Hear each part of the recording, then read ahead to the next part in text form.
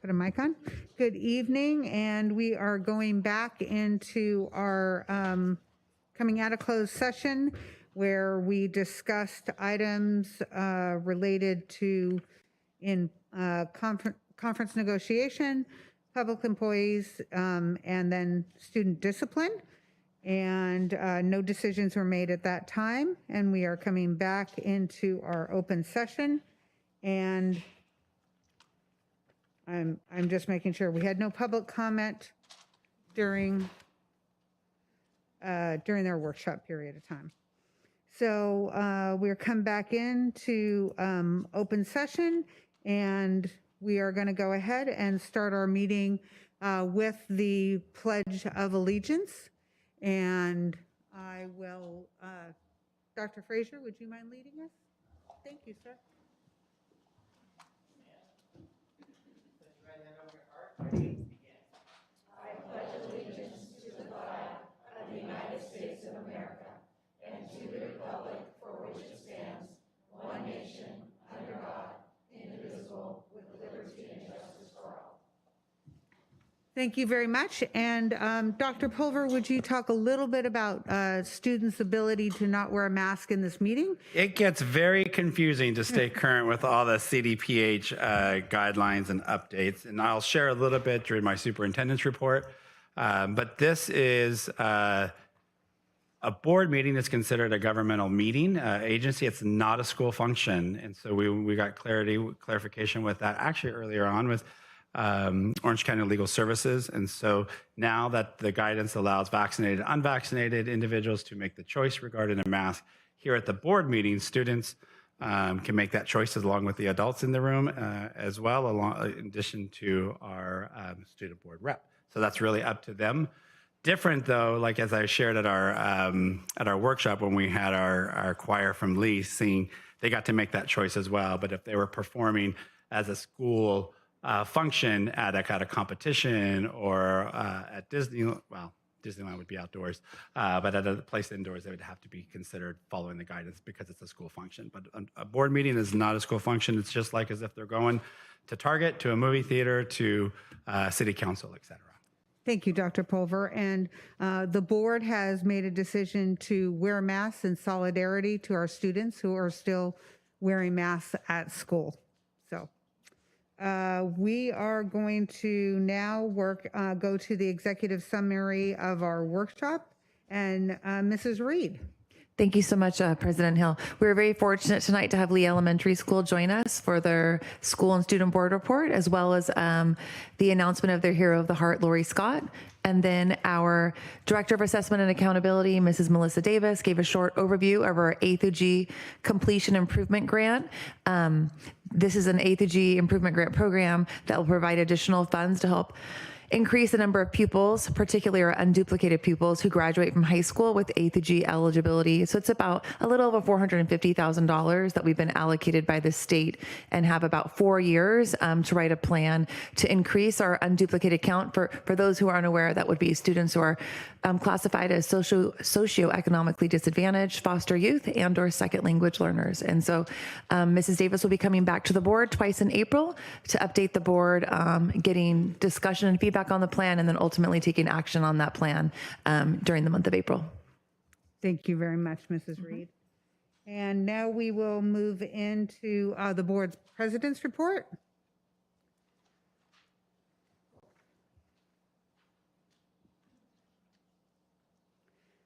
So I know it may seem a little early to be talking about it, but we are going to be moving into summer before we even know it.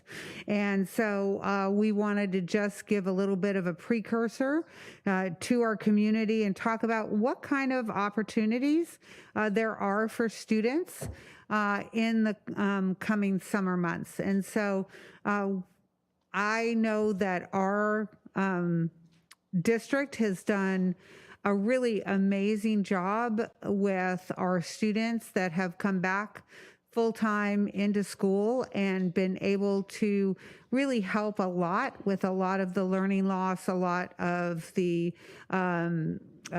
mental health that they were dealing with and have been dealing with, and we will all continue to deal with.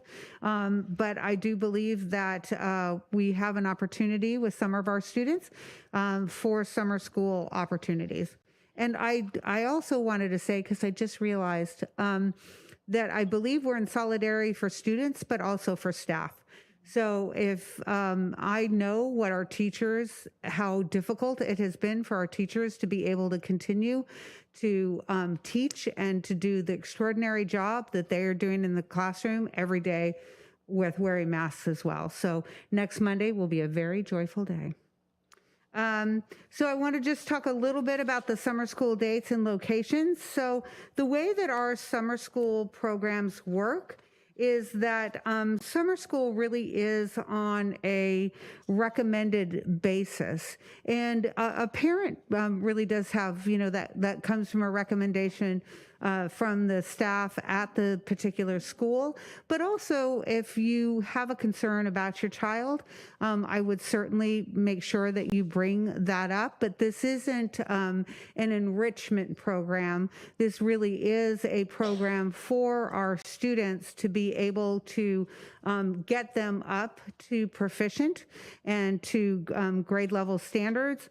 Also, in our 5 to 7 program, we do what we call a summer bridge program. And the summer bridge program means that is a program that is helping the student get to that next grade that they're going to be entering at the level that they're going to be able to be successful. We also have the bridge program at Los Alamitos High School as well. And I should have asked Mrs. Reed, what is PKATP?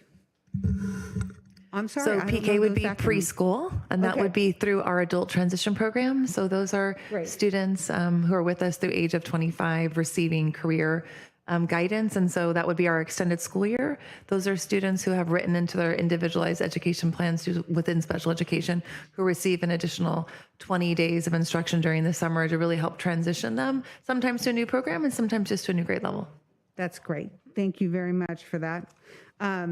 And if I thought a little bit longer, but I do appreciate it very much. And then also at the high school, we have a program for credit recovery. Sometimes there'll be situations where a student may have to drop a class or students don't have the units that they need to get to stay up towards graduation. And so we offer programs to make sure that they are really staying in line and being able to get towards high school graduation. And if you're curious or have any more questions about any of these programs, our Educational Services Department and Mrs. Reed's department or your principal can also answer additional questions for you. Okay, Miss Tina. Was working. There we go. So then we talk about summer offerings that we have, what we call Griffin Connections. And we're really proud of this program. This is a program that we partnered with some of our teachers at Los Alamitos High School. And to be able to bring our curriculum and our teachers to teach some of our classes that some students are looking at wanting to take during the summer. And why would a high school student want to take classes during the summer? Well, there's several reasons. Most of it is to open up time within their schedule so that they can be doing their extracurricular activities, they can be taking AP classes, so that they can really be reaching the goals that they're looking at. And so the classes that are here are taught by Los Alamitos High School teachers, and the curriculum so that we have at our high school so that it really helps that student as they move to the next grade level within that as well. And so you can see that there is world history For incoming 10th graders, there is U.S. history for incoming 11th graders, and then there is government and economics for incoming 12th graders. And it says Zoom classroom. I'm going to ask again, Mrs. Reed, when we originally put this program together, there was also a requirement that they be on campus. And has that requirement changed a little bit in the last couple of years? It definitely looks different than it did a couple years ago. So now there's just one mandatory in-person day, and that's the first day of the first semester. And that's June 13th. And other than that, even those seat days that are listed there are Zoom classroom days. So really trying to make this program as accessible for all of our families. Should they have travel plans?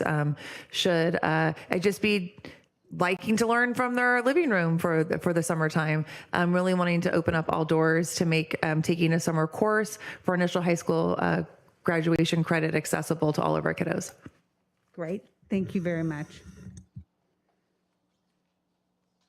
And then, of course, there is our Summer Enrichment Program Institute. And so this is something that has really become a staple in Los Alamitos. And I would say it's probably at least going on its 13th, maybe 12th, 13th year.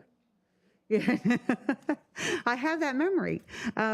So this is a wonderful program and a wonderful opportunity for your students to get some of what we call jumpstart or preparatory classes.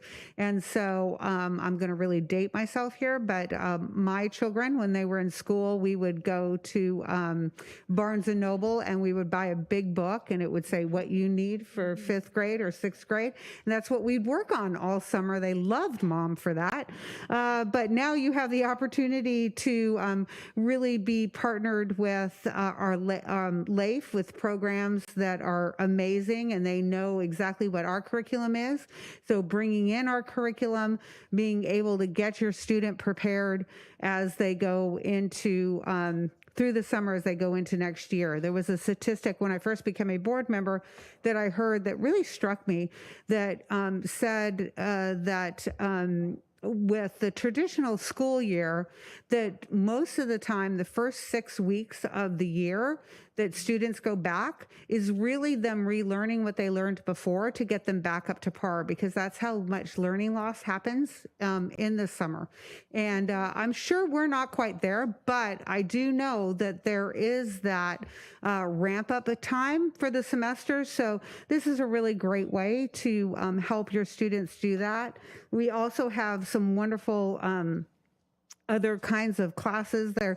I have done a walkthrough every year for LAIF, and they just, some of the classes that they have are really just fun and engaging, and being able to use cooking to be able to teach or STEM or math or just a variety of different things. So it's not where they're sitting in a desk the whole time, and we've got amazing teachers that come on campus to teach these classes as well.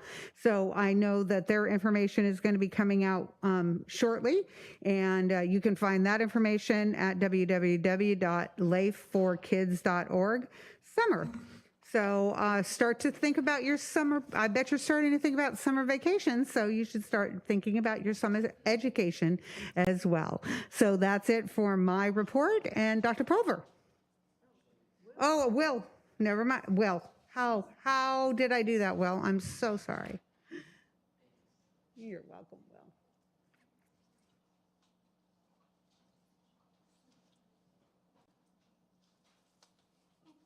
Hi, everybody, and hi, everybody, as well. It's good to see everyone. I haven't seen this big crowd in a while. I like that.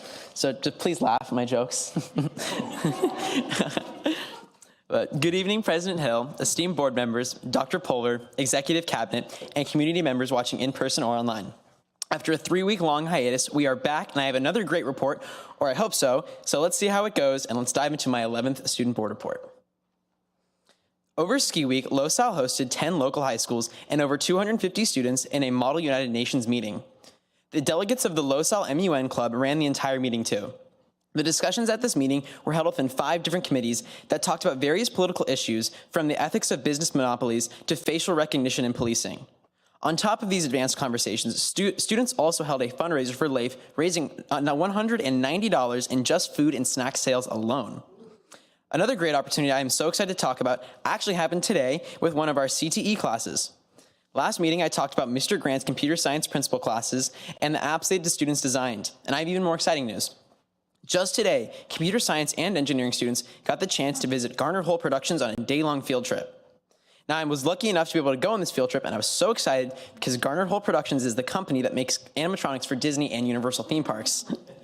This educational field trip focuses on all aspects of animation, from the computer design elements, fabrication, and the coding behind animatronic movements. Garner Holt has been around for 44 years and can trace their roots back to the very first audio animatronic of Abraham Lincoln to the state-of-the-art Cars animatronics seen in Cars Land today. The trip showed students a backstage view of how these complex machines worked and showed students a possible career pathway with the training they have received in class. It's another great example of the unlimited possibilities offered in a career technical education class. And we're going to keep this Disney train rolling because it's time to talk about Grad Night. For the first time in many years, Los Alamitos High School is going to have their 2022 Grad Night at the happiest place on earth. The event is going to run from 1 p.m. to 2:30 a.m. and take place on June 8th. Seniors will have access to both parks until 9 p.m. and then have private access to Disney California Adventure Park until 2:30 a.m. This is something I am looking forward to personally, and I will be personally volunteering for the entire school's tour guide. But while Grad Night is a few months away, Los Al's most legendary competition is just 2 weeks away. Griffin Games returns for its 2022 run and will be a week-long campus-wide competition where 2 grade levels will be crowned victorious. This year's games will be different, taking a carnival-style approach. Students will be able to play carnival games as a way to gain points for their team. The carnival section of the event will take place on March 25th and be a substitute to the usual assembly. And before we move on to athletics for this week, I wanted to say that our rescheduled formal event will be this Saturday. I will have many pictures to share at the next meeting, but if you want a sneak peek at my red carpet attire, you'll see me sporting the exact same suit sprayed with some Febreze. And now I'm especially excited to spotlight our athletics program this week because as I might be a little biased to show off one of my favorite sports, boys volleyball. The team had their first game just 2 weeks ago, but have played in 2 tournaments and a few home games since. Just last week, they had their second home game, which I was so excited to attend. And it felt like I was back on the team because just like my freshman and sophomore year, I got to see all my friends play from the bench. But in all seriousness, it was great to see some of my close friends go to town on their opponents, especially in their nail-biting win against Wilson, going to 5 sets, winning by just 2 points. But with boys volleyball starting their season, girls soccer just ended theirs.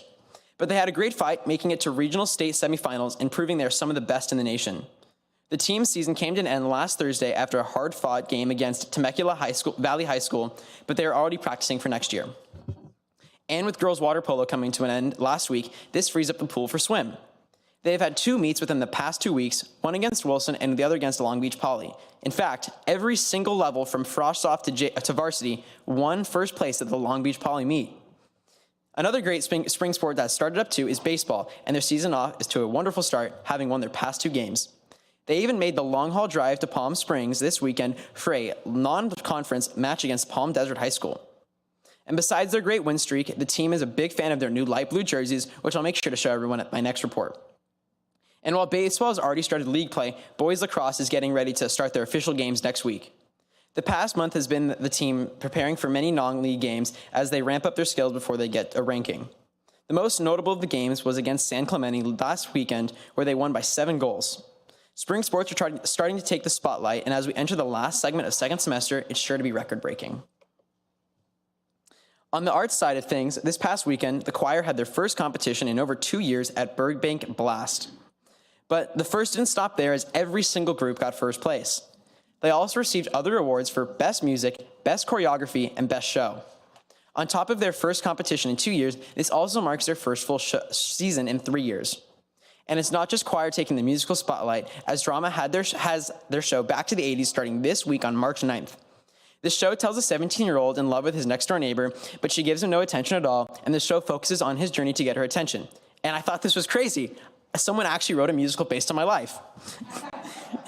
But in all seriousness, this is a wonderful musical that is a great opportunity for students, as 98% of the cast have never been in a stage production before. This is a chance for students to take a jab at the stage and get a chance to build a love for a new possible hobby. Shows start tomorrow and go through Friday. During the wonderful time off during ski week, many teachers and myself took the time to relax, but one person who's always cooking up fun and smiles is the amazing Chef Kevin. This is Kevin's 6th year at Los Al, and he has been everyone's go-to nutritionist since. Besides cooking at Los Al, Kevin has his own personal catering business that he does on the weekends and after school. He caters all type of events, from parties to weddings. But he didn't always want to be a chef. Kevin grew up wanting to play football and got his dream of playing on the Cerritos college team. When he moved into an apartment with a few good friends and teammates, he always found himself behind the stove cooking for the whole house. He would throw together whatever was in the cupboards and drawers, but always got rave reviews. So when his counselor told him to find a career with something that made him happy, cooking was the best answer. Kevin has made his way all across California, working in Hollywood at various Wolfgang Puck restaurants to opening chain restaurants like Buffalo Wild Wings too. But now, he calls Los Al's home, cooking up some of his favorite dishes like orange chicken. Kevin says that the hardest part of his job is making menus that both taste good and follow California health standards. And as I'm sure you can ask every parent, including my mom, stuff that's healthy doesn't always taste good. I'm so excited to spotlight Chef Kevin, and after I got the idea from our very own Mr. Forehand. But I should have thought of it sooner because, as you can ask any student at Los Al, Chef Kevin is awesome. He's a ray of positivity on campus and says that his motto is to treat everybody good, be happy, and it always comes back to you. And now for this week's Student Spotlight, it is my absolute honor to talk about the one and only Jack Rogers. Jack is currently a senior at Los Al, but has lived in the district his entire life. He went to McGaw Elementary and has progressed his way through the district. Outside of school, Jack loves to play sports, especially baseball, basketball, and soccer. And if he's not playing sports, he loves to watch Monster Jam, especially Gravedigger, who he has dressed up for Halloween twice. When Jack was 4 years old, he was diagnosed with encephalitis, but that doesn't stop him from having fun and being positive. Some highlights of his Los Al career include his Homecoming King nomination and any school dance. If anyone here has had the pleasure to see Jack at a dance, you know he tears up the dance floor like it's nobody's business. Jack is an amazing person, having such a kind heart and soul, and walks around school every day with a smile on his face. As his birthday approaches this March 19th, he will also be moving into the adult transition program Los Al has to offer. Jack and his family want to highlight the importance of special education and how all teachers, especially Miss Francis, have made such an impact on his life. So happy early birthday to you, Jack, and hats off to you. But now, that's all for this report, folks. Thank you for listening, and to those at home, thank you for watching. Have a wonderful night.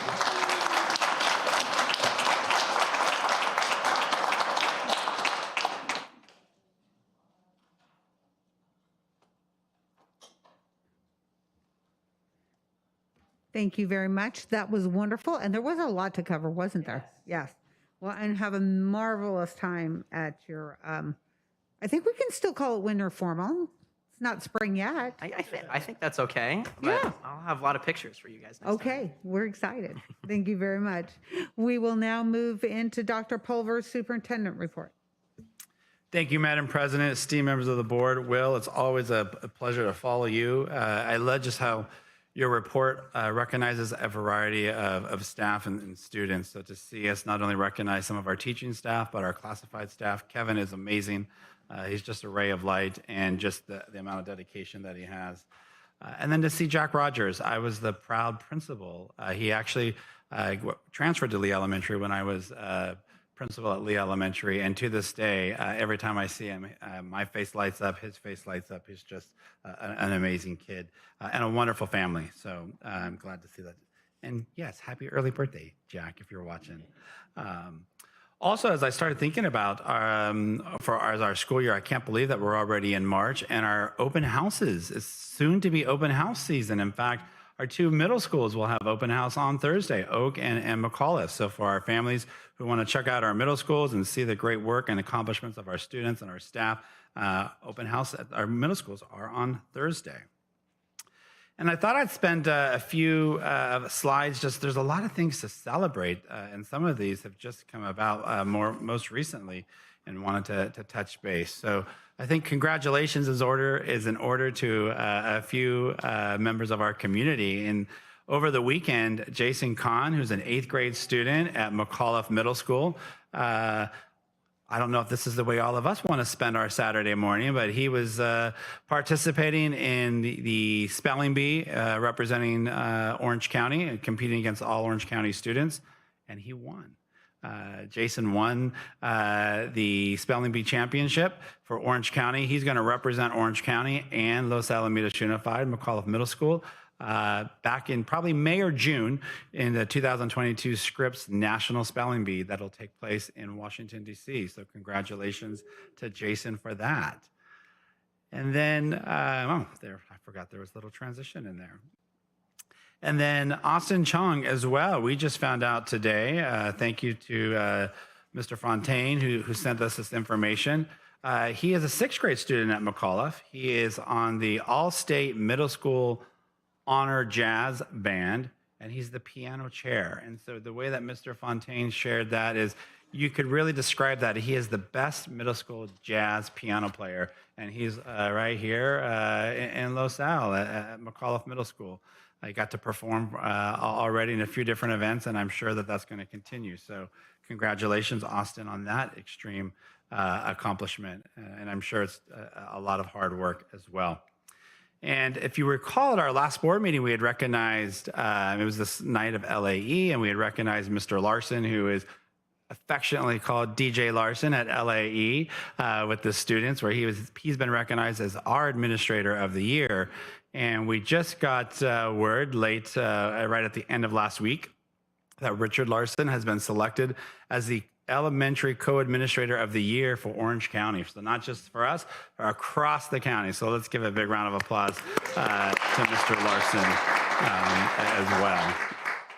And so as I shared, we are in the season of emerging open houses. Our middle schools are this week. The high school, I believe, is coming up March 23rd. And a part of the open house will be really just kind of various activities going on at Los Al High School. But one of them is an opportunity for parents, students, individuals, if you want to get the book signed, that Dr. Stone, Be Well and Stay Positive, as I know we've highlighted a lot this year. Dr. Stone will be doing a book signing in conjunction with our open house at Los Alamitos High School. So you can bring a copy of your book, or you can purchase one for $14. And while you're there, you'll be able to check out all the other events going on at Los Alamitos High School with that. And so I thought I'd spend some time just updating where we are with the California Department of Public Health has updated its guidance. As you know, we've been waiting. I think everybody was waited with bated breath to see what would be announced on February 28th. And it's probably not new now to individuals, but I wanted to share that the governor released a press release prior to CDPH having their announcement on the 28th of February. And they did announce that they are going to be moving from masking within schools from being required to, they use the word strongly recommended, and that will begin on March 12th. So the requirement ends March 11th at 11:59 p.m. So that's through Friday. And for the public, that's already, as most people know, that's already come and gone. It's really the students in school settings that has been extended. So I know that was a big welcome news for many, and also an opportunity for some concern for some as well. But Los Al, as we've continued to follow the Orange County Healthcare Agency, they are not implementing any more stringent guidance than CDPH, which they do have the ability, and they've kind of been consistent across the pandemic to just align themselves with CDPH, as have we. And so beginning on March 12th, which is Saturday, it really will be students and staff's choice, regardless of vaccination status, which I know a lot of us were very concerned about to see. So we're pleased to see that California joined, I think it was Oregon and Washington in this joint date. So it'll be up to individuals to decide to elect that decision to wear or not wear. And our winter formal is on Saturday. So I know we had thoughtfully tried to make the venue as much outdoors as possible, just in case that wasn't. But for the students, when they go indoors, they will have that opportunity to take advantage of that on March 12th, on Saturday. So the other thing, there was a lot of nuances that we still had questions for. So Orange County superintendents had predetermined to meet with Dr. Chow from the Orange County Healthcare Agency immediately after the press release and the update. So we met with Dr. Chow and Orange County Healthcare Agency on February 28th. So for some more nuanced questions, because as we know, public transportation on buses and on airplanes and trains is still required, because that's a federal requirement. It's not delegated to the states. But for school transportation, that is not public transportation, so it's going to follow the guidance of schools. And so again, on our school buses, students and staff who, if they ride the bus or are driving the bus, will be able to make that decision. CDPH uses the word, again, strongly recommended, but again, it's really up to the individuals to be able to make that choice if they want to wear a mask on our buses. The other thing that we were pleased to see is for our performing arts, and I know a lot last year our performing arts really were getting frustrated with some of the lack of guidance for them versus the guidance for athletics. But for our athletes who were practicing and playing indoors, and for our performing arts who are practicing and performing indoors, had to test weekly for band, show choir, drama, gymnasium sports, etc., if they were to be able to take their mask off when they weren't exerting physical exertion. That will change. They will no longer have to do the weekly testing as well. So they'll just follow the guidance in terms of the masking requirement, the mask recommendation, that it's really up to the individual to do that. What CDPH has not changed yet for us is they still require us to do weekly COVID testing for employees / school volunteers. They've linked school volunteers in the same umbrella of school employees to do weekly testing if they are not vaccinated. So that has remained unchanged. We'll see if they make further changes down the road. And as I alluded to earlier, one of the things I think is going to be ongoing, this is always a mantra, I think should be one of our mantras, but it's to really have a focus on being kind and respectful. I think we're trying to emulate that even here tonight, where you'll see some of us who aren't wearing masks and some who are. I think that's what our students and staff will start to see come the end of March 11th. And so the revised guidance, as I've shared, comes with different feelings for members of our school community. Some people who are elated and it couldn't come soon enough, and others who still have very real concerns that they have. And so while we hold different opinions, we're really asking our students, staff, families, visitors to just treat each other with kindness, with respect, with civility, with understanding. It is going to be a personal choice, and I just really encourage people to avoid making assumptions regarding someone's beliefs or their health status based upon what choices they elect, or what settings they choose to elect, and in what settings they don't choose to elect it. And I think we've been talking about this a little bit with staff as well, to encourage families to have conversations with their children about this, and this is ongoing conversations that I know our families have, about respecting differences in others, including the differences of opinion, and our unique ability, I really believe, as humans and as a wonderful community, to be kind and respect each other, even when we do have differences. So I'll get off my soapbox, obviously, but it's just something that I know that there's going to be a myriad of feelings, and our job is to respect the individual choices. And we're fortunate to be able to live in a place that really allows that freedom. And I know it's very welcomed, because I think for some, they haven't felt that freedom in a while. So in any event, that's the update that we have. We hear it's potential that they'll continue to provide some updated guidance later this week regarding the modified quarantine, et cetera. There's been no further guidance at this point yet. That concludes my report. Thank you very much, Dr. Pulver. Much appreciated. We'll now go into board member communication.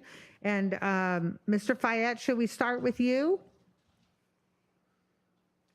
Lots of stuff going on, open houses, the drama show. Get out there, get involved, and enjoy all the district has to offer. Thank you, Mr. Fayette. Mrs. Gatuli. Well, I want to thank Dr. Pulver for taking an entire page of what I was going to talk about. So I'll make my report shorter. But I do really want to stress that as adults, we need to make sure that the younger people in our lives realize, particularly now, it is not just now, the wearing of masks is a choice. We as a board decided to wear a mask. This will probably be the last board meeting that we do, just to show the students that we understand what they have gone through and how we appreciate their cooperation and their adherence to the guidance. And when people go to school on Monday, there will be students wearing masks and there will be staff members wearing masks. And that is their personal decision. It's not mandated. So we just need to be very respectful of personal decisions. On the very beginning of COVID, I'm sure everyone at this table received many emails from people who were dealing with autoimmune diseases, cancer, caring for elderly, sick people. And it's none of our business. I mean, that's their life and that's what they're dealing with. So we just need to be respectful and kind. And if people want to wear a mask, they want to wear a mask. And if they don't want to wear a mask, they don't have to. So we no longer have that mandate. So it is a choice. And just be supportive of whatever the choice is. Okay, I'll get off my soapbox. It's been a while when we miss a board meeting, you get a lot of stuff. I want to talk about the LAIF Gala that they had like a month ago, and they crowned Dave Appling as the king for the year. And Dave Appling has been so supportive of this district for decades. He's been a football booster from like 30 or 40 years ago. He supported the first bond in 85, 90. Because my daughter was born in 85 and she was 5. That's how come I know it. It was in 1990. And he has just always been a great supporter of the school district and our community. And I thought that was a really good choice for him to be our king. I was able to attend the choir spotlight show and the McAuliffe choir show, both of which were totally outstanding. The one thing that we do on this board is that it's usually with Scott, because he lives in Seal Beach also. We meet with the city of Seal Beach about every 2 to 3 months and discuss things of mutual interest. And it's a great communication, and we get a lot of things done. We're also at the point in the school year where we're handing out longevity pins to our employees, and I was able to go to LAE to witness those pins being taken out. But one of the most favorite things I got to do is we had Reading Across America for Dr. Seuss's birthday. And I was able to go down to McGaw to read a Dr. Seuss book, which is always a challenge when you haven't been given the book ahead of time and you have to try to figure out how to pronounce the Dr. Seuss words. So the kids laugh anyway. But what I really want to do, not only was that a great experience, and Chief Konchak from the Seal Beach Police Department was there, and another officer, the officer that has the dog, so he's always really popular. But I ran into Karen Russell, who used to be one of our board members. She's extremely active in the Seal Beach Lions. And so every year and she was a teacher, for every year around Read Across America time, she gets the Lions to come in so that between all the volunteers at McGaw School, every single class has somebody reading. And it's just, I wanted to give a shout out to her that she's still working for the district in the ways that she can. I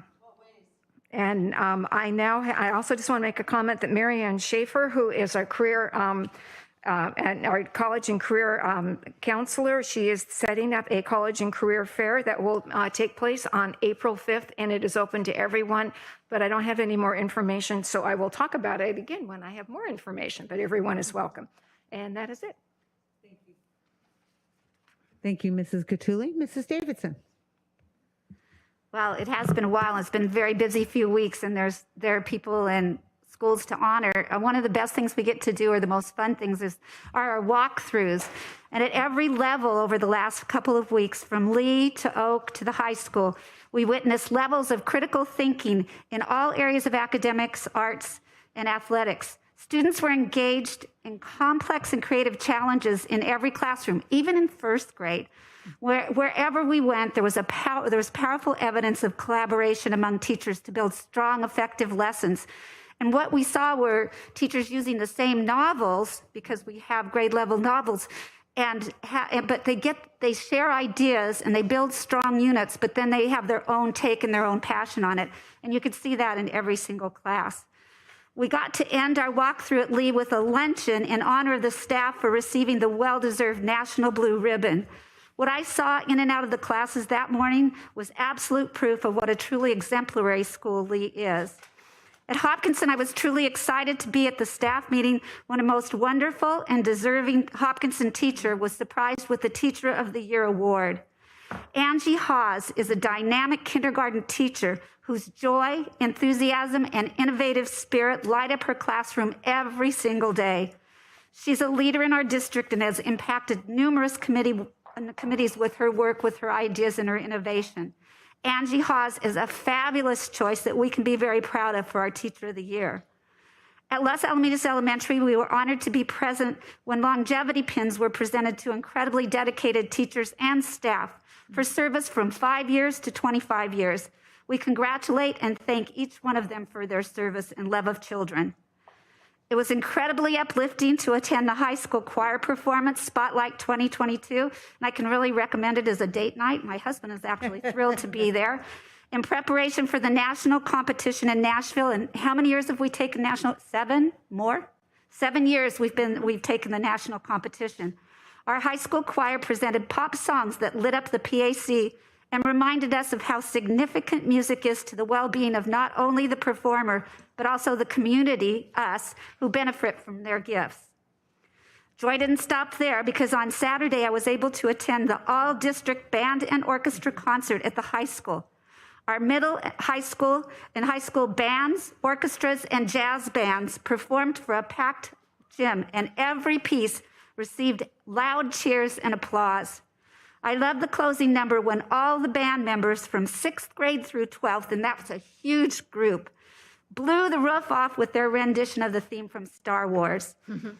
No need to go to Los Angeles to celebrate the arts when you have programs created by the most talented directors and presented by our gifted students who are passionate about the work that they do. We can be so proud of these kids. They work so hard. Our community is always eager to embrace us. I attended the Los Alamitos Chamber of Commerce meeting to meet our new police chief, Michael Claiborne. He has children in the district and he's fully vested, so we're thrilled to have him. It was music to our ears when he talked about the possibility of bringing an SRO officer back to our high school campus. At the Rotary Club meeting, we learned about all the local organizations that will receive donations. The district is never forgotten. Rotary always includes LAIF, our education foundation, along with different sports booster clubs on their list.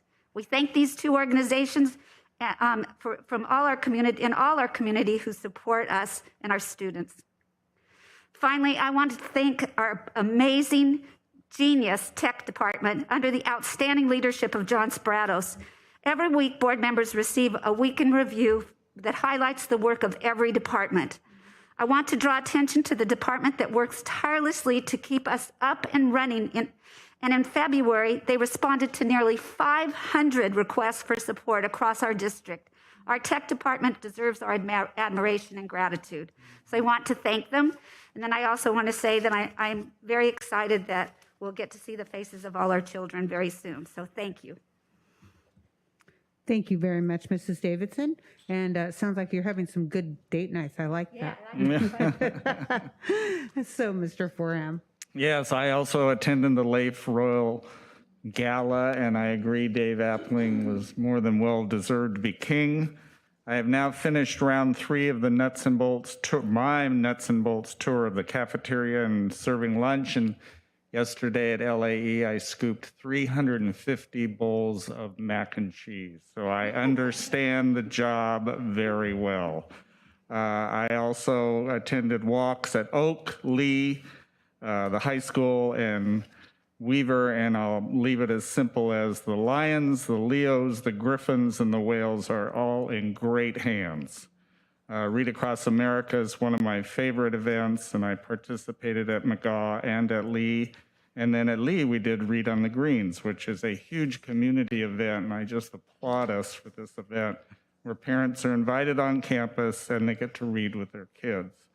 I, too, have been on Broadway the last month. I enjoyed McAuliffe Choir. The Red Carpet was the name of their show. The Los Al Show Choir, Spotlight, and the Oak Choir, I'm Still Standing.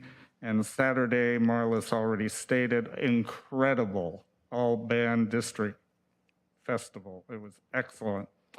And then shout out, of course, to all the competition in Burbank, all the first places. And I think I said on Saturday to the audience, Los Al is the place to be. I, too, attended Angie Hawes' coronation as Teacher of the Year. What a delightful kindergarten teacher, lay longevity. And I wanted on my staff section to give a shout out to our new public information officer, Nicole Perchado. She has hit the ground running and made sure that we are very visible out in the community as to all the things we're accomplishing. And I took the liberty, board members, to give Rick Larson our highest award on Monday morning. You're a star. So Kudos to Rick, he's fabulous.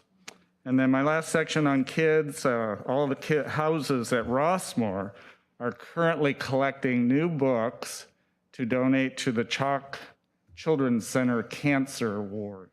And what a great opportunity and giving back to them. You told us about Jason Kahn and Austin, awesome kids.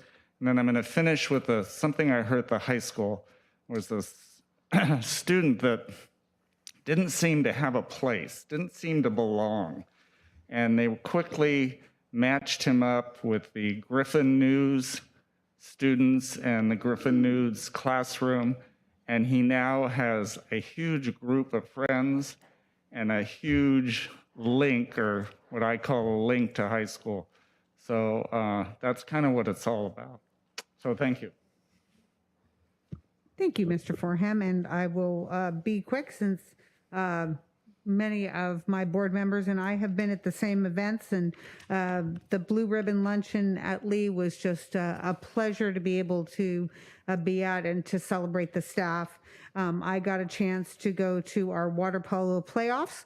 Unfortunately, we lost by 1 point in the last 4 seconds, but it was great, and I just really appreciate all that hard work. And if you've never really paid attention to a water polo game, it is one of the very hardest sports. It takes a lot of endurance. So our young women Griffins were doing a great job. The Leif Gala happened to be on my birthday, so I had quite a celebration. It was a great evening, and one of the things I really enjoyed was seeing a bunch of retirees and other people that have been in the community and given so much to the community to come back and really support Dave Appling. And these are people that, as I look out in the audience, many of you may never know or will never hear of, and that just have done so much to build up this school district in this community to where it is. And one of my favorites being Coach John Barnes. It was really good to see Coach. And then, and Dr. Sherry Kropp. And then Teacher of the Year. And what I really was so taken back by was obviously Mrs. Hawes was really very honored, but to see her co-workers be so thrilled and so supportive of her. And if you think about it, a lot of our schools, and elementary school is probably the longest time you spend anywhere, right? So that can be 6 years, but there are staff members that have been there almost their whole career, and that goes to the longevity pins we give out. And you see that they're family. They maybe have came in together as young teachers and watched each other's children grow, and it just gives me goosebumps. It's just it's a very special thing, and I think that, and I don't mean to say that we take it for granted in a negative sense. It's just that it's what we know and it's what we live. So, but it's not that way everywhere. Longevity pins, and then I will just say that tomorrow morning there is something called Good Morning Los Alamitos, and it's going to be Wednesday, March 9th. And Los Alamitos is doing a biannual, open to the public, kind of a get-together, an event to create a community connection, bringing residences, businesses, and the city together. And so if you have any interest, they're going to do it twice a year, and it's $10. And so that is tomorrow morning. It is going to be at 10911 Oak Street. Thank you. And then That's the community center right near Oak Middle School. Thank you. I'll be there. Yes, thank you very much. And then I will say that I am very grateful. I think that the way that Dr. Pulver put it was really, really appropriate, that I am very grateful that our state has moved to a place where masks are of choice, and that we will see those opportunities come to fruition on Monday for our students. And I just also really hope that we are so grateful to be in that position that we realize that whatever choice somebody makes, that's their choice to make. So Thank you very much. I think that is it for our board communication. Do we need a break before we start public comment? Okay, then we will move on. So just so you know, the next thing we're going to go into is public comment. And if you would like to address the board, please fill out one of these cards and bring it to Mrs. D'Angelo. And we'd like to have them all when we start, if that is at all possible. So if you do think you want to address the board, please fill out a card. And then if you choose not to, you don't have to. The board welcomes input from the public. This is an opportunity for community members to provide public comment to the board on agenda items, or items that are not listed on the agenda. Persons wishing to address the board should complete a speaker request card prior to the start of the meeting. Each speaker is limited to a maximum of 3 minutes, and public comment is limited to a total of 30 minutes. Comment cards can be submitted to the district office anytime after 9 a.m. the day of the board meeting, and will also be accepted at the start of the board meeting. A speaker may not relinquish his or her time to another, and while addressing the board, speakers are requested to address the board from the podium, state their name, and adhere to the time limits. The board may not take action or discuss any item not appearing on the posted agenda and cannot immediately respond to public comments. Speakers are cautioned that under the California law, no person is immune from liability for making intentionally false or defamatory comments regarding any person simply because those comments are being made at a public meeting. I do start this off every time by saying that my pronunciation skills are not the best, so if I get your name wrong, it's nothing personal, or it may also be writing. Sometimes that's difficult for me to discern. So we have 11, so that falls within our 30 minutes. So we will start with Susie Johnson.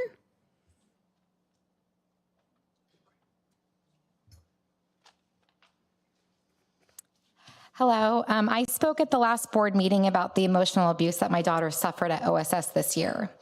I come to find out that there was more than emotional abuse. Weeks later, I found out that the counselor actually had asked my daughter to physically remove her from the bed because she was so sick, she needed help. So my daughter actually touched this counselor. Things are slowly coming out. My daughter is not a liar. Her friends that confirmed this, as well as the abuse, they are not liars. Just because of the fact that the owner of Pally stated that it never happened does not make it true. After I spoke, not a single member of this board, Andrea Reed, Dr. Pulver, reached out to say, hey, is there anything you need? Is there anything your daughter needs? Can we support her? Because she did need support. It's affected our entire family. And my daughter has won awards for kindness, for integrity. She is not the child to make up stories. What happened was real. Whoever vetted this camp did a very poor job. The red flags were all over public view. I find myself guilty of trusting and not vetting myself before sending my child to a camp, which sent a statement saying that they do allow members of the opposite gender to sleep in cabins that they identify with. I also wanted to let you know that I do have a wonderful principal and my daughter has a wonderful teacher who have reached out in support and know my daughter and know that she is not that child to make up these stories, and thank God for that. I wanted to also say that besides failing to properly vet the camp, where you sent hundreds of fifth grade students for several nights with zero ways to communicate home, there were several red flags going back years. Things were said by the counselors that were completely unacceptable for a science camp. Things that should have been made fully transparent before parents sent their child to this camp. The fact that they stand behind California law is unacceptable as well. Many parents are unaware of California law allowing for adults to sleep in areas where they identify with, whether it's something they were born with or not.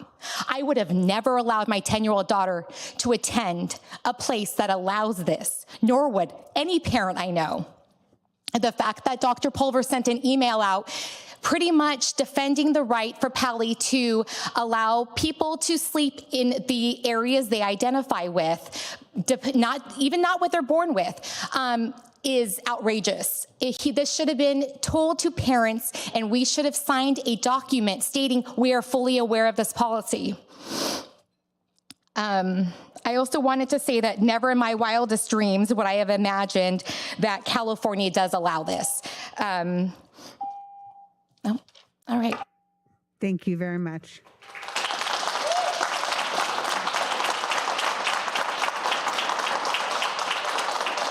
Rachel Sandoval.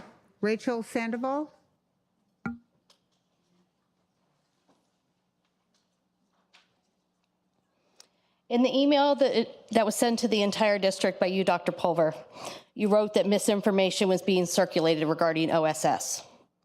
Every single statement that Susie and I made to the press was accurate. It was backed up by our 10 and 11-year-old daughters or by documents that came directly from the school district or Pally Institute. We didn't even touch on the things from the other parents and the other students. That wasn't given to the press. This was purely from our two families. Let's be clear, if these issues had not been repeatedly ignored, this never would have gone to the press. My actions did not cause the media chaos. Ignoring the issues caused it to erupt. It appears that the district is now suggesting that OSS issues are tucked away and done, yet there are still many issues being ignored. We have statements from parents at 4 of the 6 elementary schools describing their children's experiences. The statements come from both OSS groups that were sent. They span over many cabins and many counselors. Most of these parents and children had never met until after OSS, yet their stories are all very similar. The district keeps referencing Ed Code as their defense, but the parent complaints have absolutely nothing to do with transgender students. We are not complaining that counselors shared pronouns. In fact, if that was all we were talking about, this wouldn't even be discussed. The issue is regarding adults employed at a business the school district hired. It is about unapproved sexual education to our young children. It is about respecting the private space boundaries of our little girls. These issues are not closed. The district has not resolved any of them. I am a mother of 3 girls. I will not apologize for not wanting a biological man to sleep in a bedroom with my 11-year-old daughter.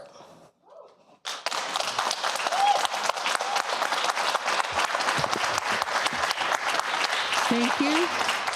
Hope Harmon, Horming. Thank you, Hope. I need to make this very clear. I'm sure we can all agree that name calling is unacceptable. The issue is not homophobia, transphobia, genderphobia, or whatever. I don't like being called any of that. I worked at the VA outpatient mental health and got to know a number of folks in transition who consulted with our psychiatrist. I asked a psychiatrist, what would he talk about with folks transitioning? His response was he needed to understand how and when the person first began to believe they were not their birth sex. And the most important thing was to make sure it didn't originate from a childhood sexual trauma. Every year, VA holds a women veterans luncheon, and usually trans folks would sit with me because they knew they were safe and they were respected. I may not have agreed with their decision, but I respected it, and I wore a uniform to defend their freedom and their right to choose. So I need to make this very clear. The real issue here tonight is respect. Pally Camp staff did not respect little 10-year-old children when the first thing they did when they got off the bus was introduce a bunch of staffers and announce their preferred pronouns. I conferred with a nationally known developmental child psychologist who said that was certainly not an age-appropriate discussion for 10-year-olds, and more importantly, gender is a concept that should first be broached by their parents.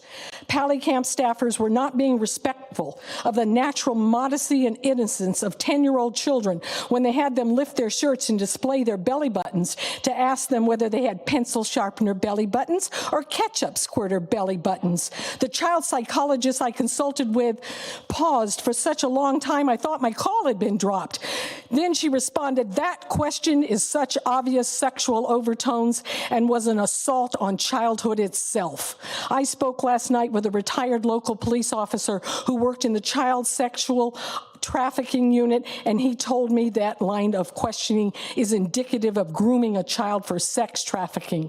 More important, you and your administrators were not being respectful of parents because full disclosure regarding the policies and goals of Pally Camp were not provided, and as such, genuine informed consent was not given. And the issue is lack of respect for parents, lack of respect for our children. It appears that Los Al and Camp Pally staff are confused about the term in loco parentis, because it doesn't mean when you drop your child off at school or send them off to a school-sponsored camp, the staff can do or teach your children whatever they want. In loco parentis relates to discipline at school, not indoctrination. So let's look at how this lack of respect developed. None of you admonished your former president, Marlis Davison, for her FU comment to a parent. That lack of respect permeated the district, and some staff and administrators have followed it. It's apparent your words and deeds do not respect, value, or uphold parental rights. Thank you very much. Your time is up right now. Thank you. We really appreciate your comments. Your time is up.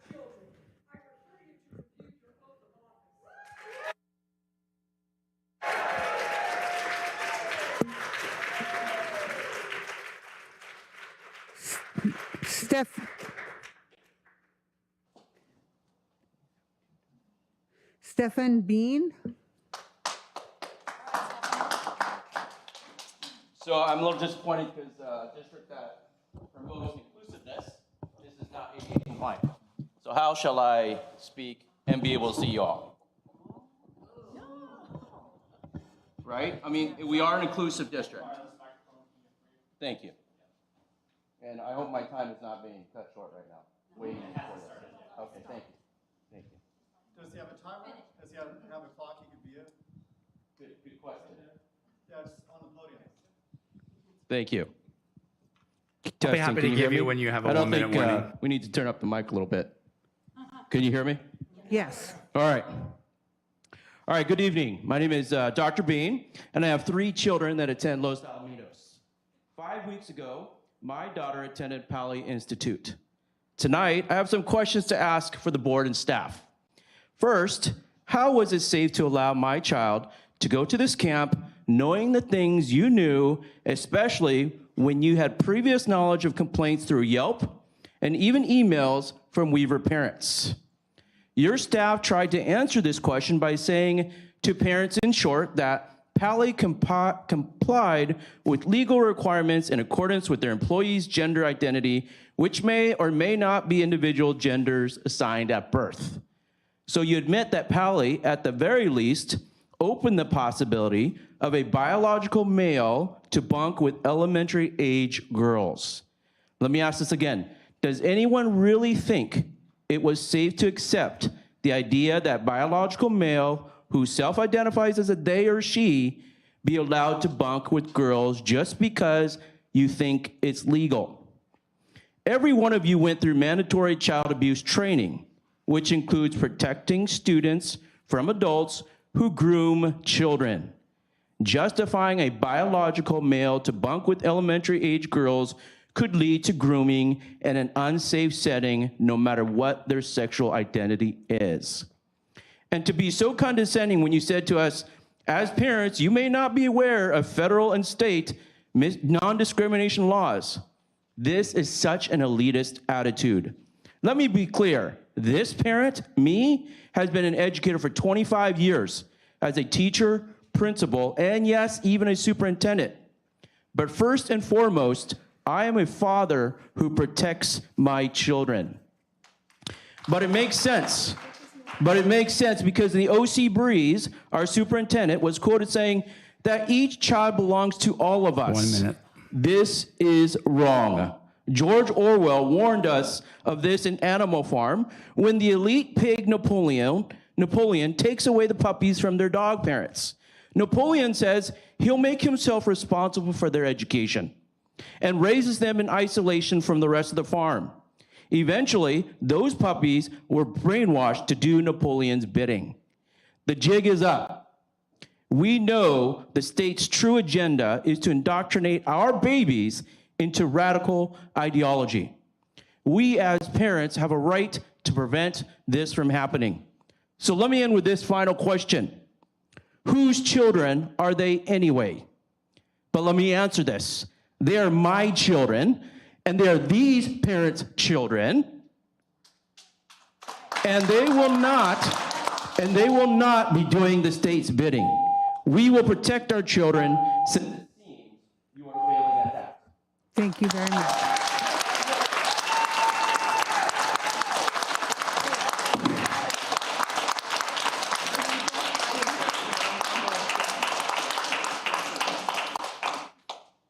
Marie Palmer.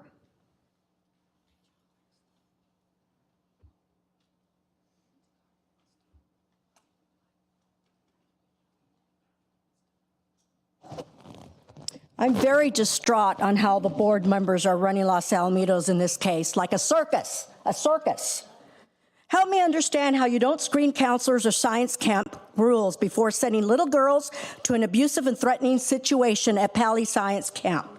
One example, one Pali Institute Science Camp director put on their social media page making out with a unicorn. Is that science? No, that's a circus. So I asked the board, do you consider that safe camp for your daughter, your granddaughter, your niece? Why wasn't this checked out before putting our kids into that sort of environment? Didn't you agree, Dr. Pulver, that it was okay to have a non-binary counselor in the cabins with the little girls because that all depends as what they identify as? That's your opinion, but not the parents' opinion. Remember, you don't own these kids. This could very well be a predator just wanting to sexually abuse. It's irresponsible of all of you to not check out the information in depth about this camp. And if Dr. Pulver agreed to such nonsense, it's all of your duty to back these kids up and push back. And Dr. Pulver, did you then retract your opinion once you got rebuttal from parents and havoc from the media? And said what the parents complained about that was not true? Was that calling the parents a liar? And weren't you warned about other questionable situations by other moms about Poly Camp in the past? And you still allowed our little girls to go to this camp. Did you not hear what the parents were telling you? And none of you on the board did anything about this. If this is the case, I feel sorry for the reckless circus you've all created for the reputation of Los Alamitos School District. Except now one thing is different. All these parents here know you're the clowns of this circus, and these clowns need to be fired, and the circus stops now.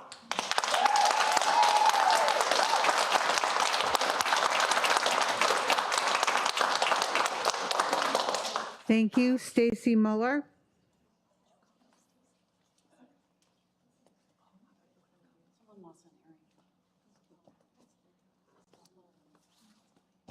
Hi, everyone.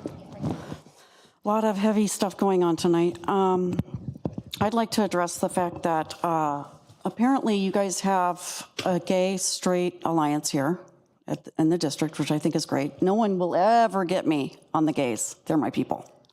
For 40 years, those are my most closest relationships.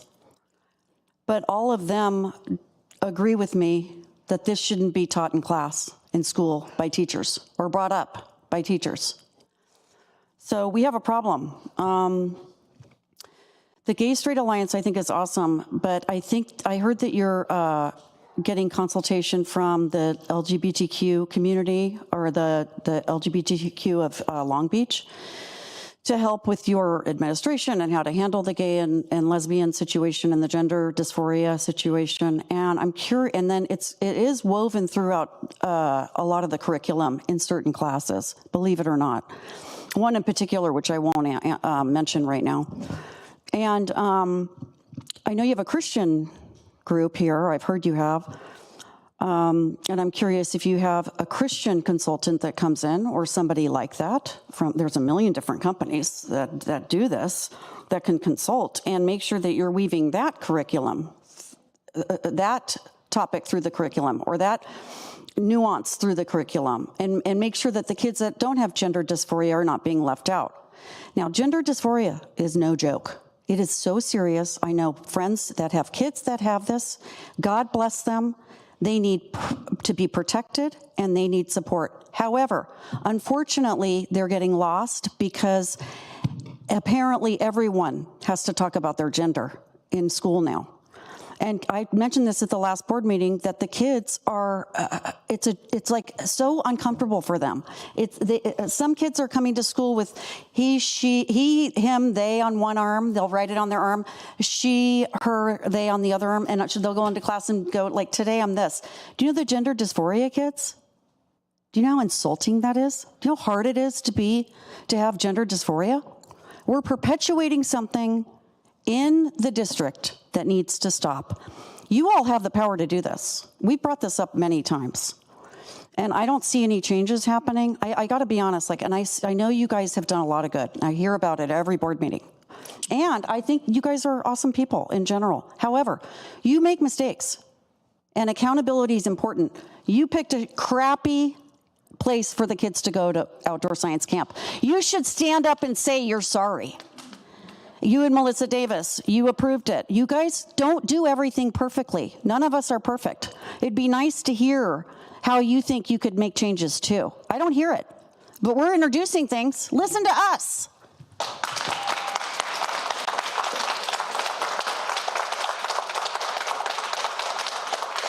Thank you. Matt Simmons.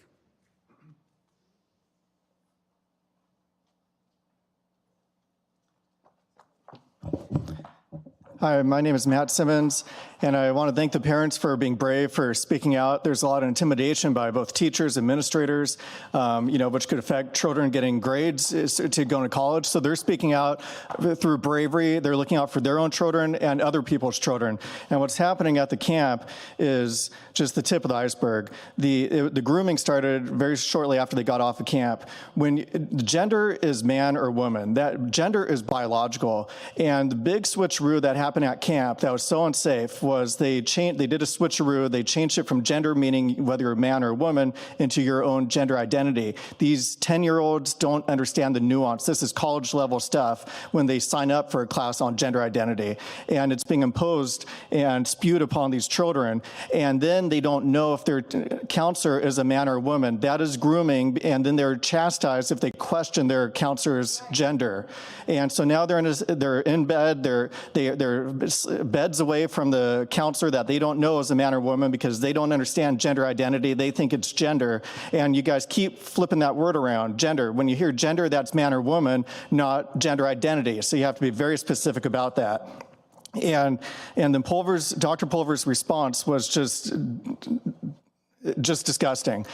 He basically doubled down on that it's perfectly okay for individuals, as long as the individual chooses, they must select their primary gender for the purpose of single-sex facilities. I mean, he's basically saying that this is perfectly legal and okay, and it's not okay. So I'd like to, and the elephant in the room is this doesn't just happen at OSS camp.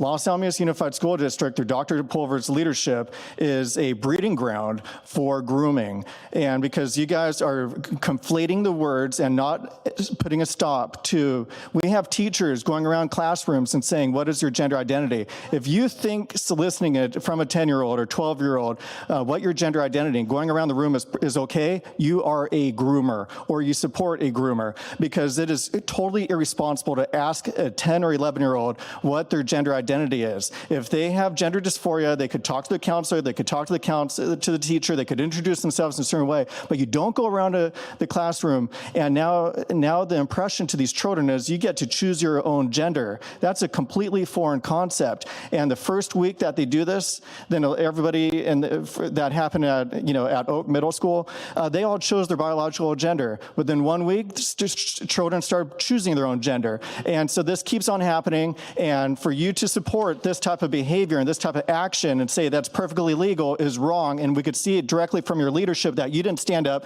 Every single parent knows that it's completely wrong to have a man sleep in the same bedroom as a woman, except for you, Dr. Pulver.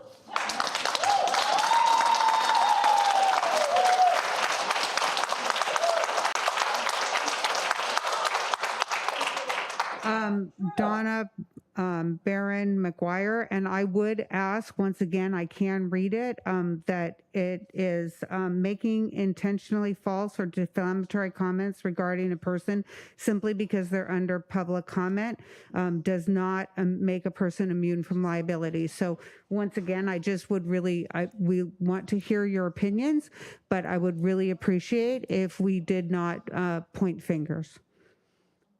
So Donna?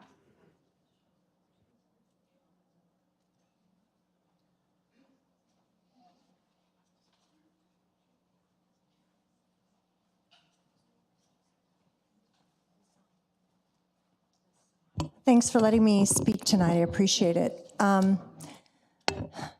Gosh, I always feel astounded from week to week. I can't keep up. You know, in the first responders in the military, they have an acronym called SNAFU.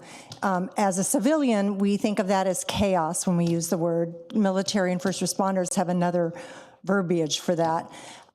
So as I'm reading about OSS, I feel like you had one job, and that was to pick a really good science camp. And I don't know how difficult that was, but then when you see the feedback, apparently it wasn't a very good science camp, and perhaps it wasn't a science camp at all.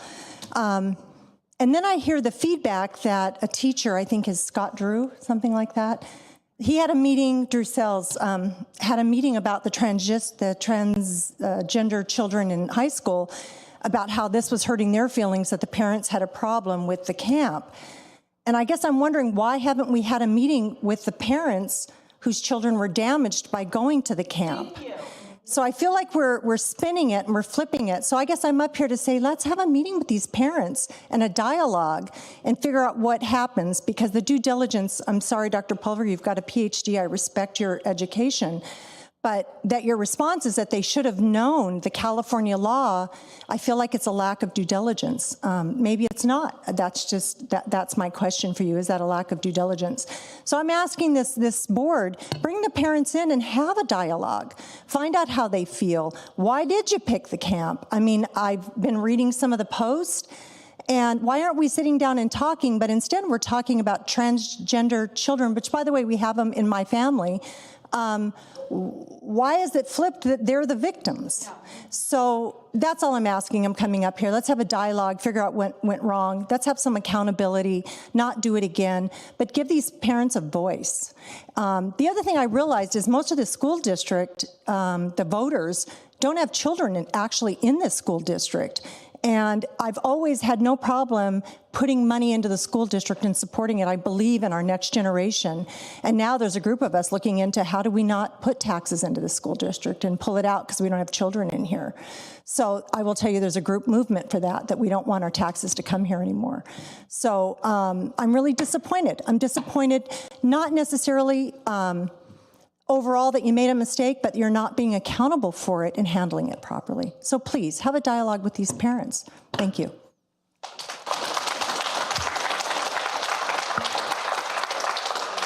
Thank you. Ruth Jordan.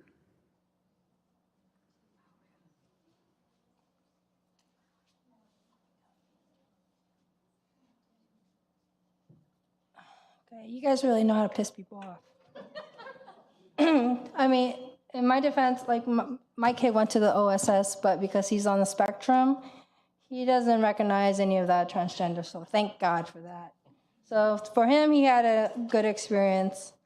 But for me, my issue is just that you guys failed to acknowledge these parents who are having issues, with their daughters. And personally, I was a child sex victim when I was a child, and I'm telling you, it took years.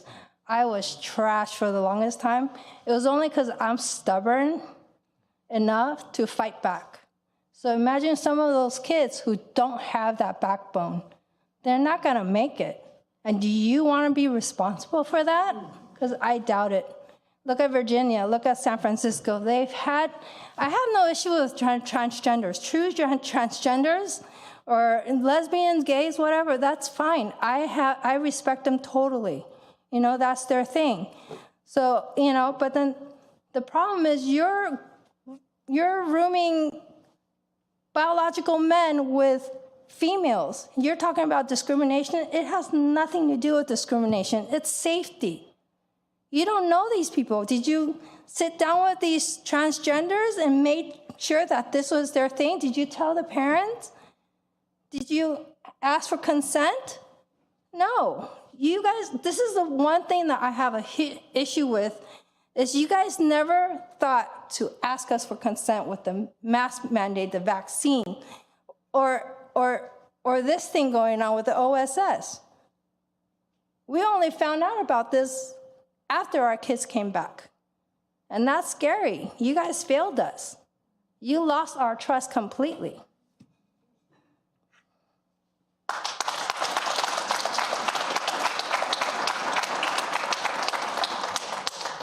Jen Bailey Hernandez.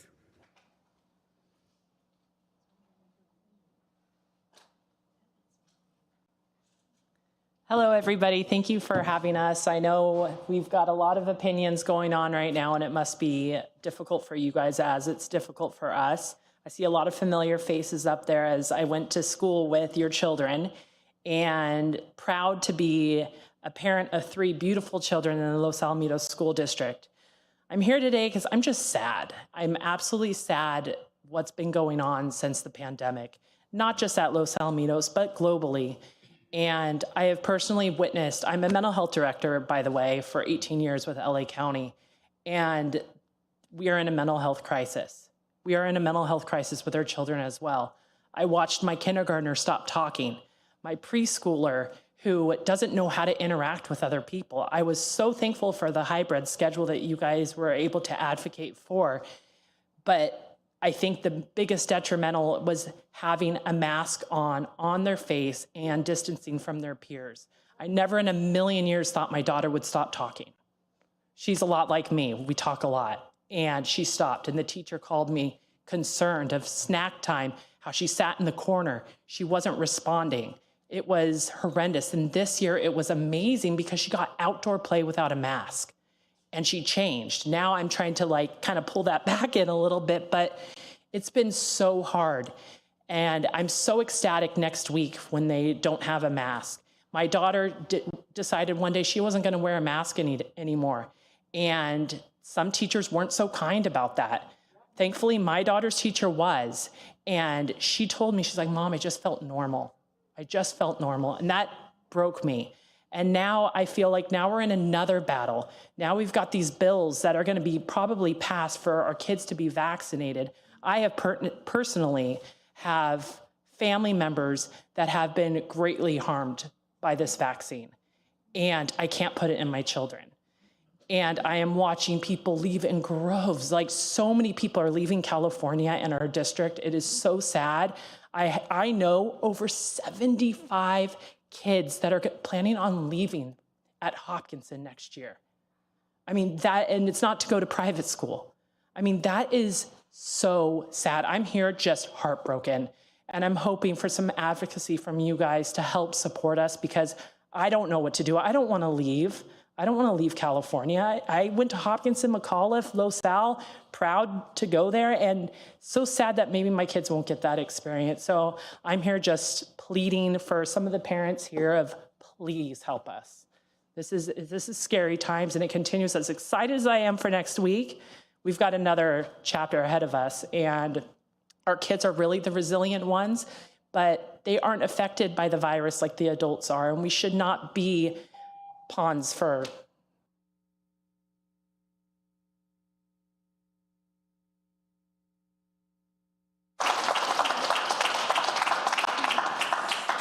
And our last card is, it just says Lauren.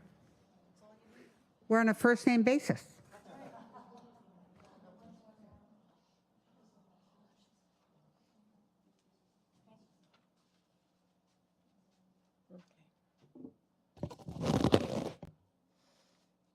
Okay, So the lack of respect for our students, school staff, and parents is proof in the pudding.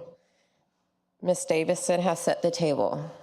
If you look up her campaign manager from 2018, that will answer your question of just how evil this circle goes. That same woman bullied me along with your sister, said really mean things. But you know what? Like you said, it's not your problem, right? You have all violated your oath of office.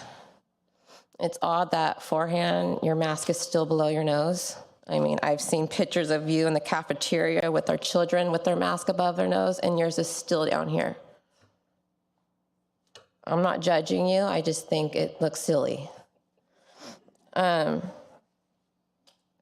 This is all theater. Like I said, you all are just actors of Hollywood now that I feel like this. I graduated from the school too. I was once really proud of this school until I'm getting bullied by teachers.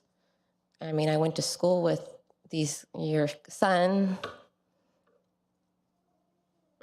All actors of Hollywood, and you guys should all be embarrassed and ashamed of yourself. Our children are not yours like Pulver, you think. To indoctrinate, manipulate, bully, and confuse. Just knowing that you used the ESSER funds, over $500,000 for mental health, that you guys have obviously created. Let's put that money into better things like education and let's see what else I have here. I hope that, like what the other mother said, yeah, the masks are coming off, but next year, what's going to be next? You guys are always so proud of, oh, we were the first school to reopen, but you've had our kids' masks for the last 2 years, knowing what it was going to cause. If these bills do come next year, are you guys going to go along with it again? Are you going to continue testing staff, students, because of the ESSER funds? Am I frustrated today, Pulver? Stand up for the kids. I mean, you told me not to be frustrated, so I'm talking to you very nicely, but it seems like a lot of other parents are frustrated today because of your guys' lack of care for our students and community. And the day you all step down will be our celebration day. Woohoo!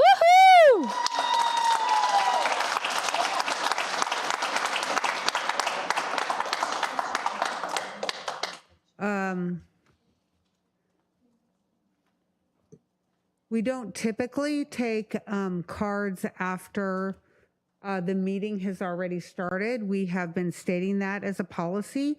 So if you do want to speak, please make sure that you get your card in beforehand. But I've now made that announcement. And so this is Yasim Yan. So next meeting, please get your cards in before public comment begins. Thank you. I was going to thank you, but this is even more of a thank you. Thank you so much for giving me the opportunity to talk. And I also especially want to thank you parents for having the courage to come to these meetings, to go to Orange County Board of Education meetings. It takes a whole lot of guts to be at the microphone, to be honest with you. My blood pressure goes up, I'm just a mess. And so I can't, I know there are parents who are inspired by me, I'm inspired by them, so this is like a group inspiration thing. Thank you so much, parents. We the people, I wanted to make this point, that we the people stand united to follow the science, not the politics. And also to demand informed consent when it comes to including gender sexuality alliance, social emotional learning, and the outdoor science study. Let parents parent. So let me share a personal story. As a parent, I feel extremely afraid and helpless because there are 4 young people in my life who I just feel afraid for. Now, one is a teen friend who clearly is a female person, but she identifies as they, and when I'm talking to they, I'm totally thrown off by the they, them thing. And another one is a longtime family friend who is also a teen here, and she identifies as a male. I went to her mother's birthday one day, and I said, who is that sitting at the end of the table? She had cut her hair short, she had dressed like a boy, and now she is demanding testosterone injections. Clearly, this young person is a biological female and characteristically is a girl. And this is happening.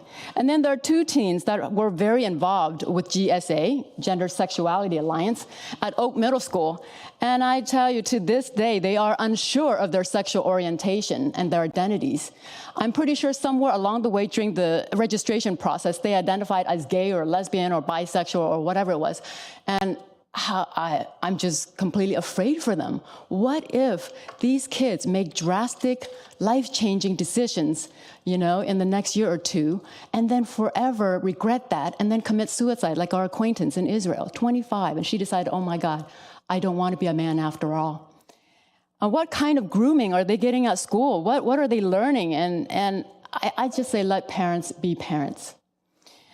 We need to know what's going on. We need to know what's going on with the outdoor science school. We need to know what's going on with the equity and diversity programs. Let parents parent also when it comes to these experimental COVID injections, which recently, by the way, there's a newly released Pfizer clinical trial document that clearly shows these injections are risky, harmful, and fatal, quite fatal for hundreds of participants in this experiment.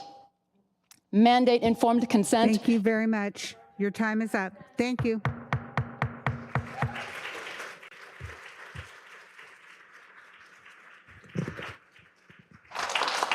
Thank you all for attending and for speaking at the podium. We do appreciate hearing from all of our parents and community.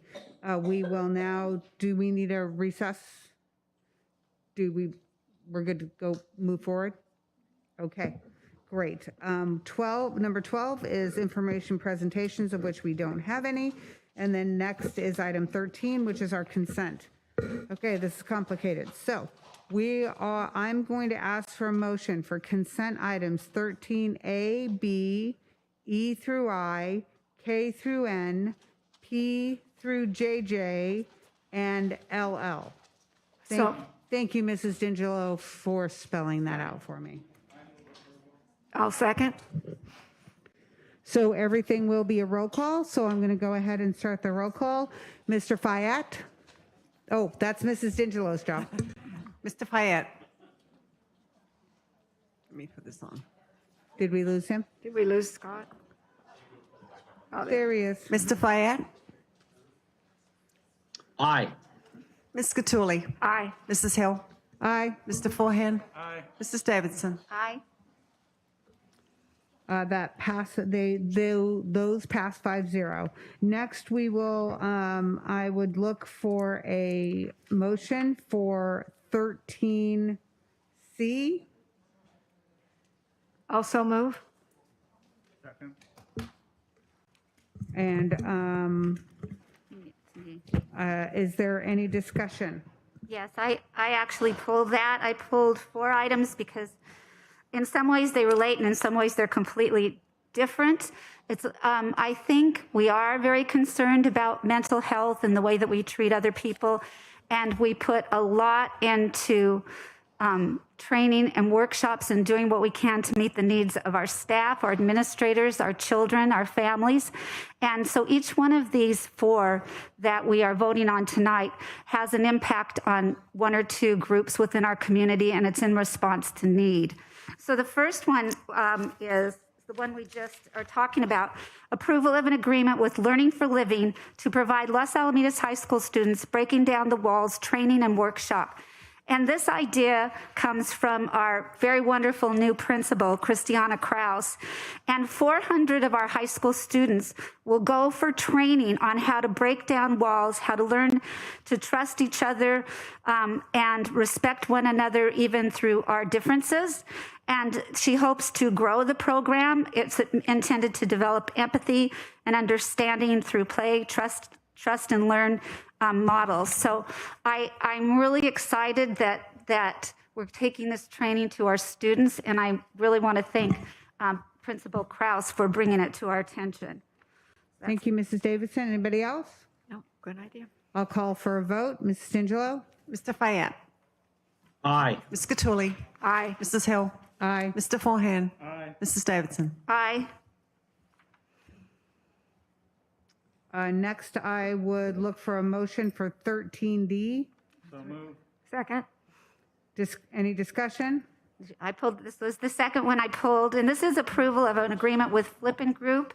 It has to do with providing leadership training, but nobody could explain it better than Mrs. Reed, so I've asked her to just briefly identify, because I think it's really important that the community understands and hears all of the really wonderful work that's being done. Thank you so much, Mrs. Davidson. Earlier this year, actually, our coaches in the community and our visual performing arts directors from our high school underwent a 2-day training that was entitled Coaching for Greatness.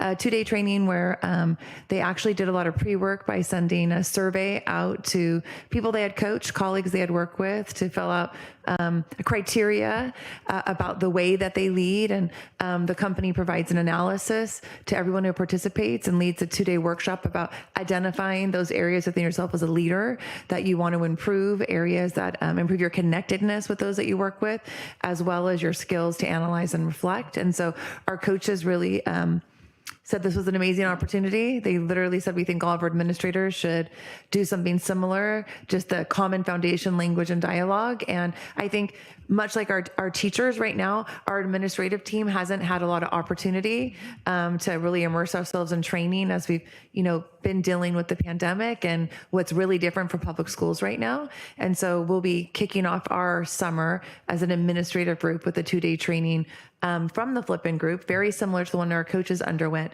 That is called a Blueprint for Leadership. And so all of our administrators, school psychologists, as well as many members of our supervisory classified staff will be participating in this 2-day training in July.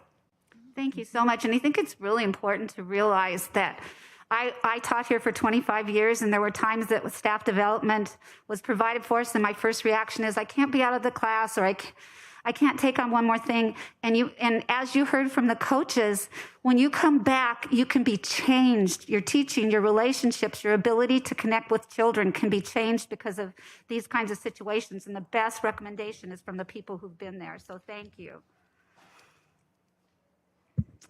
Mrs. D'Angelo, call for a vote. Mr. Fayette. Aye.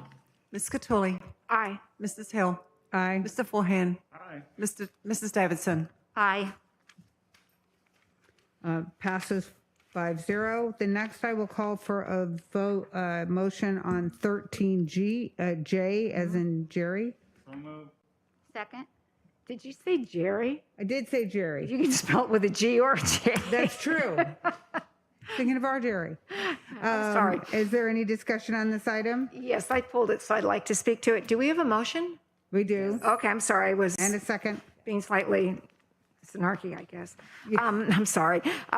Anyway, I pulled this one, and it is a block grant that we are receiving for a quality rating with our preschools. And the reason why I wanted to pull this is that so often when you do something well, you do not get rewarded for it. It's like you get rewarded for being bad at the job in education in California anyway. And so this particular block grant, in order to get this extra money, you had to score 4 or 5 stars out of a 5-star rating in order to qualify. And we scored within that spectrum. So we're going to get an additional amount of money. It's not huge. I think it was about $31,000. But it's going for our preschool, and we'll be able to use it very effectively to let us improve that program and start the kids, our youngest children, out on an even better step towards their future life. So I just want to say yay, yes, because we actually qualified because we were good. Thank you, Ms. Scutuli. I really like the way you frame that. Any other comments, discussion? We'll call for a vote. Mrs. D'Angelo? Mr. Fayette. Aye. Ms. Cattouli. Aye. Mrs. Hill. Aye. Mr. Forehand. Aye. Mrs. Davidson. Aye. It passes 5-0. Now I'm going to call for a vote on 13-0. So moved. Second. Any discussion? I didn't pull O, did I? Yes. That's you, Marla. Oh, I'm sorry. Yes. Yes. Oh, this is Mrs. Reed is going to address again. This has to do with challenge success and its professional development for our elementary school parents. So.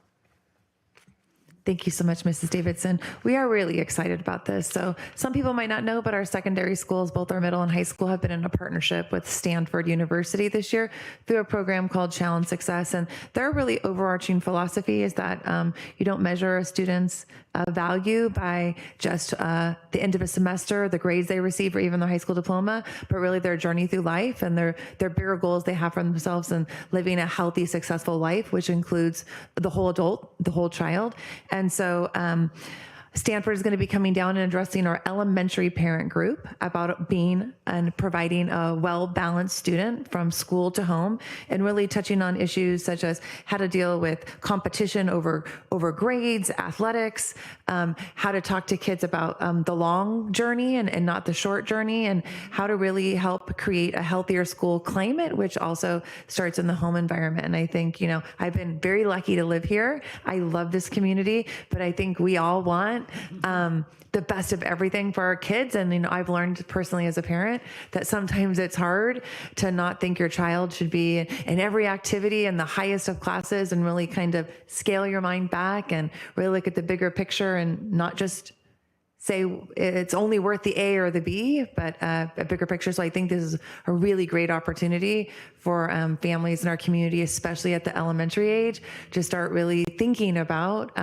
the longer journey that our children are on and the bigger goals that we need to help them prepare for and succeed along the way. Thank you, Mrs. Reed. Mrs. Davidson? That was it. I wanted her to speak to it. Thank you, Mrs. Reed. Thank you very much, Mrs. Reed. And I think that's very powerful. And I do believe that we have a lot of parents who really are good at wanting to know how to parent their children best. And sometimes we need to hear from other sources to be able to do that. Thank you very much. So we'll call for a vote. Mr. Fayette. Aye. Ms. Cattouli. Aye. Mrs. Hill. Aye. Mr. Forehand. Aye. Mrs. Davidson. Aye. Passes 5-0. Last consent item we have that's been pulled, heads up, Marlis, is 13 KK. Do I have a motion? So moved. Second. Any discussion? Yes, so this is the last one I pulled. We go through all of these, and a lot of them we just approve in general, but we have gone through them from Friday until now at least. And as I was going through them and studying them, it really hit me hard that this work touches different hearts, different minds, unique needs. And this last one is on total safety solutions. And in this day and age, is that COVID? Is that mental health? There's so many possibilities of needs that need to be addressed. But this specific one is addressing cyber safety. And that's a pretty terrifying topic right now. It can be positive or it can be incredibly damaging. So Dr. Frazier, would you please explain a little bit about this? Yes, thank you, Marlis. As President Hill was saying, just ways that we can help with tools for our parents and our students, and this is another area that is challenging in 2022 is really the online social media presence. And so this is just another opportunity, another tool to help parents and to help students navigate social media and cyber bullying and cyber safety. Thank you so much. And this is just one night's approval of four items that are projects that are going out and touching hearts. We've got so many other ways that our district reaches out and strives to support our families, our students, and our staff. So it makes me really proud to read these and know the great work that all of you are doing. So thank you so much. We'll call for a vote. Mrs. D'Angelo? Mr. Fayette. Aye. Ms. Cattouli. Mrs. Hill. Aye. Mr. Forehand. Aye. Mrs. Davidson. Aye. Passes 5-0. And I do concur with you, Mrs. Davidson, of all the work that staff does just to make sure that our parents have all the tools that they need, whether they're education or social, emotional, and safety issues. So you just gave me a brilliant idea for my next report. So we'll move on to action items. And our first action item is the presentation and approval of the 2021-22 second interim report and revised budget. And Mrs. Galicias.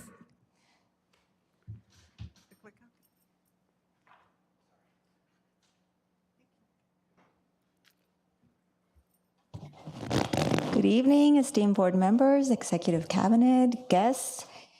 I'm honored to be here today to present our second interim and budget adjustments for the 21 and 22 fiscal year. And first of all, thank you, Myra, for your hard work in preparing the book that you all have. So our second interim represents the district's second official revision of the final adopted budget. We usually look at our actuals from July 1st all the way through January 31st. We revise our projections from that point up until the end of the fiscal year. We are required by law to certify that the district can meet our financial obligations for the current and the 2 subsequent years. We do use the January's budget. The governor did present that in January, and then we use those assumptions to project that for the next current and the 2 subsequent years. So for the current year in 21-22, our budget assumptions are listed. We look at first interim and we compare what changed to our second interim from December 2021 through March of 2022. So as you can see, cost of living adjustment did not change from first interim. Our STRs and PERS are still projected to be the same from first interim. What did change is our health benefit per employee contributions.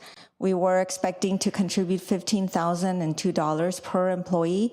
Once we relooked at our current claims from July all the way through January 31st and projected out till the end of the fiscal year, we realized that our claims have been increasing these last few months.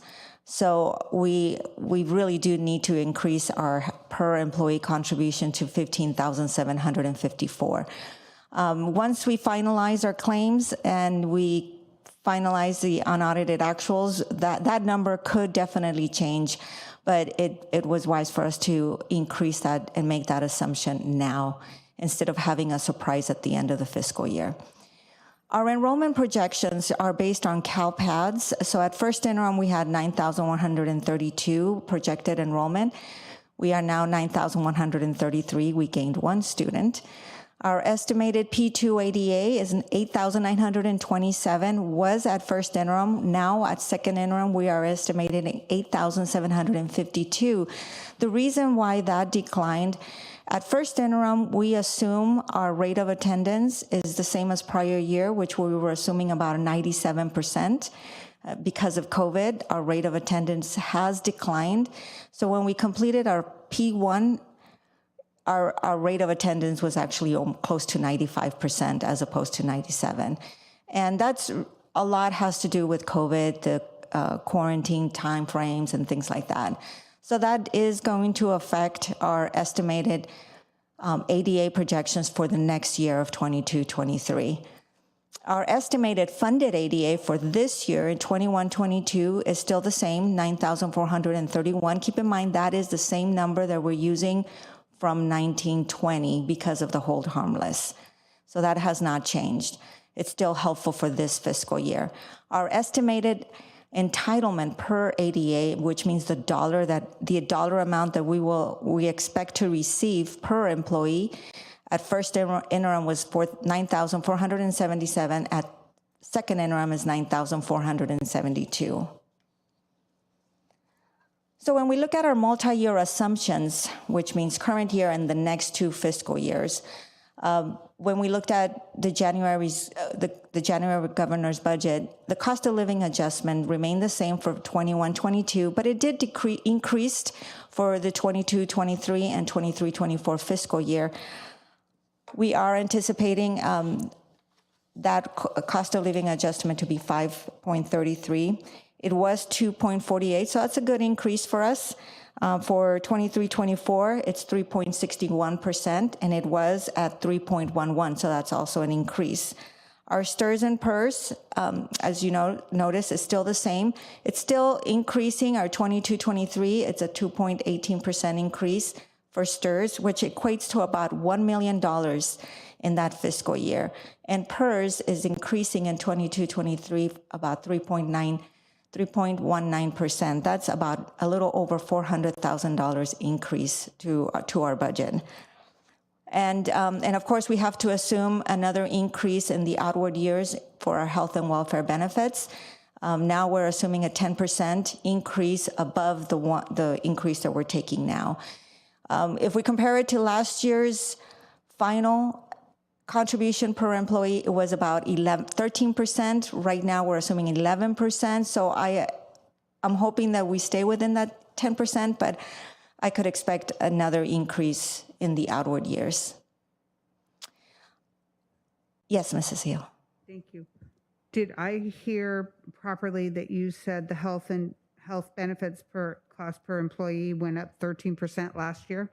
Correct. In 2021, once we finalize the books, and the month of May and June tend to be higher than we anticipate. So once we finalize the books, our contribution per employee ended up being $14,222, which was 13% higher than the previous year.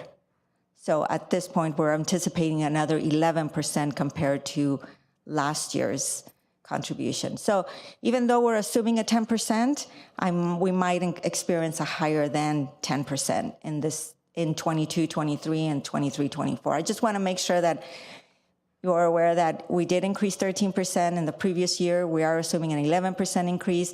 So the next 2 years may not end up being a 10%. But at this point, that's the number we have. Thank you very much. I appreciate that. You're welcome. So in our multi-year projections, our enrollment projections are continue to decline based on the number we have right now in 21-22.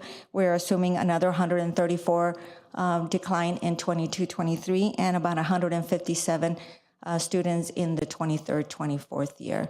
And then estimated P2, we are continuing to decline. Now we're assuming a 95% rate of attendance. So therefore, our estimated P2 is now lower than we were anticipating at first interim.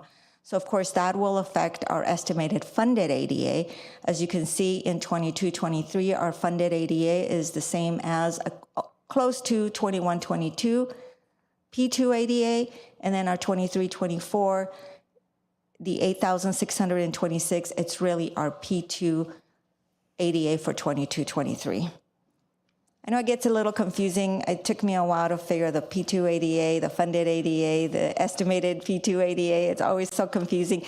So hopefully this chart will help out. So our CBETS enrollment is the red line. As you can see, it's gradually declining. That's our enrollment. It's always going to be higher than our actual P2 because our P2 ADA is a certain percentage, 97, 96, 95%. It's a rate of attendance. But our funded ADA, it's usually the prior year's ADA, whichever one is higher. So as you can see in 19-20 and 21-22, it stayed the same because of the hold harmless. But where we're going to see a huge decline is, of course, in the 22-23, because now our funded ADA is going to be based on our 21-22 P2 ADA. So the green line is what is our funded ADA. Yes. So I have a question that I'm not sure I have this right, but weren't we hearing that it might be possible it wouldn't be ADA, that it would be based on enrollment, so that it wouldn't be a constant juggling? Yes, Absolutely. Is that yes. And still a possibility? that is definitely a possibility. So we have, and I'm sure all of you have been hearing through all the CSBA conferences and newsletters that are coming out. There is a lot of proposals out there. There is the 3-year average that they're assuming there might be a 3-year average of ADA, which means they'll take 1920, 2020, 2021, and 21-22 ADA and make that an average. That for us could be approximately 9,200, give or take, as opposed to the 8,700 that we're assuming for 22. That would be a great thing. Yet it's not known for sure if that's going to happen. There's also another proposal out there that it's going to be based on enrollment. But then how are districts going to be incentivized for students to actually come in? So there's always so much work to be done as far as these proposals. So that's why we're not including that in as far as our projections, because it's not known for sure until the May revise. And even then, the May revise will come up with maybe some proposals or some recommendations from the governor, but even then those may not stick until the governor actually adopts the budget in July. Yes. Basically, I was going to say the same thing that Marlis did, because we have, since I've been on the board, I have always found it, I'm trying to decide between ridiculous or absurd to fund any kind of a company or a business not on their actual employees or we're servicing our children. Now, when they don't come to school, we don't say, okay, 5% of our staff go home. And in fact, when children don't come to school, most of our staff works 105% to get the kids back up and running, and up with the classroom with their packets and stuff like that. And I know with this, they have been talking for years about funding on enrollment, and I was just hoping that there was something finally coming to fruition. So I'll just keep crossing my fingers. I know, I keep So the crossing my reason we fingers. hear so much conversation at the legislature is we're a small district. Imagine the large districts like LA Unified, et cetera, and look at that green cliff there. When you keep hearing everybody talk about the cliff, that is the issue that they were trying to resolve. And there's a lot of different proposals, as Mrs. Galicia shared with the legislature. There's just no law has passed yet. So the county and the budget requirements do not allow us to make those assumptions. So for now, we do have to create a budget that reflects what is currently reflected in law and known in those assumptions, but it's absolutely something that they are trying to tackle, and how they will is still yet to be determined. So I know CSBA Delegate Assembly and all of our other legislative advocacy, along with increasing the base, but how they're going to deal with this enrollment cliff and the funding is certainly something to advocate for further. Exactly. So I'm hoping that by next presentation, those numbers will actually be a lot different for the betterment, right?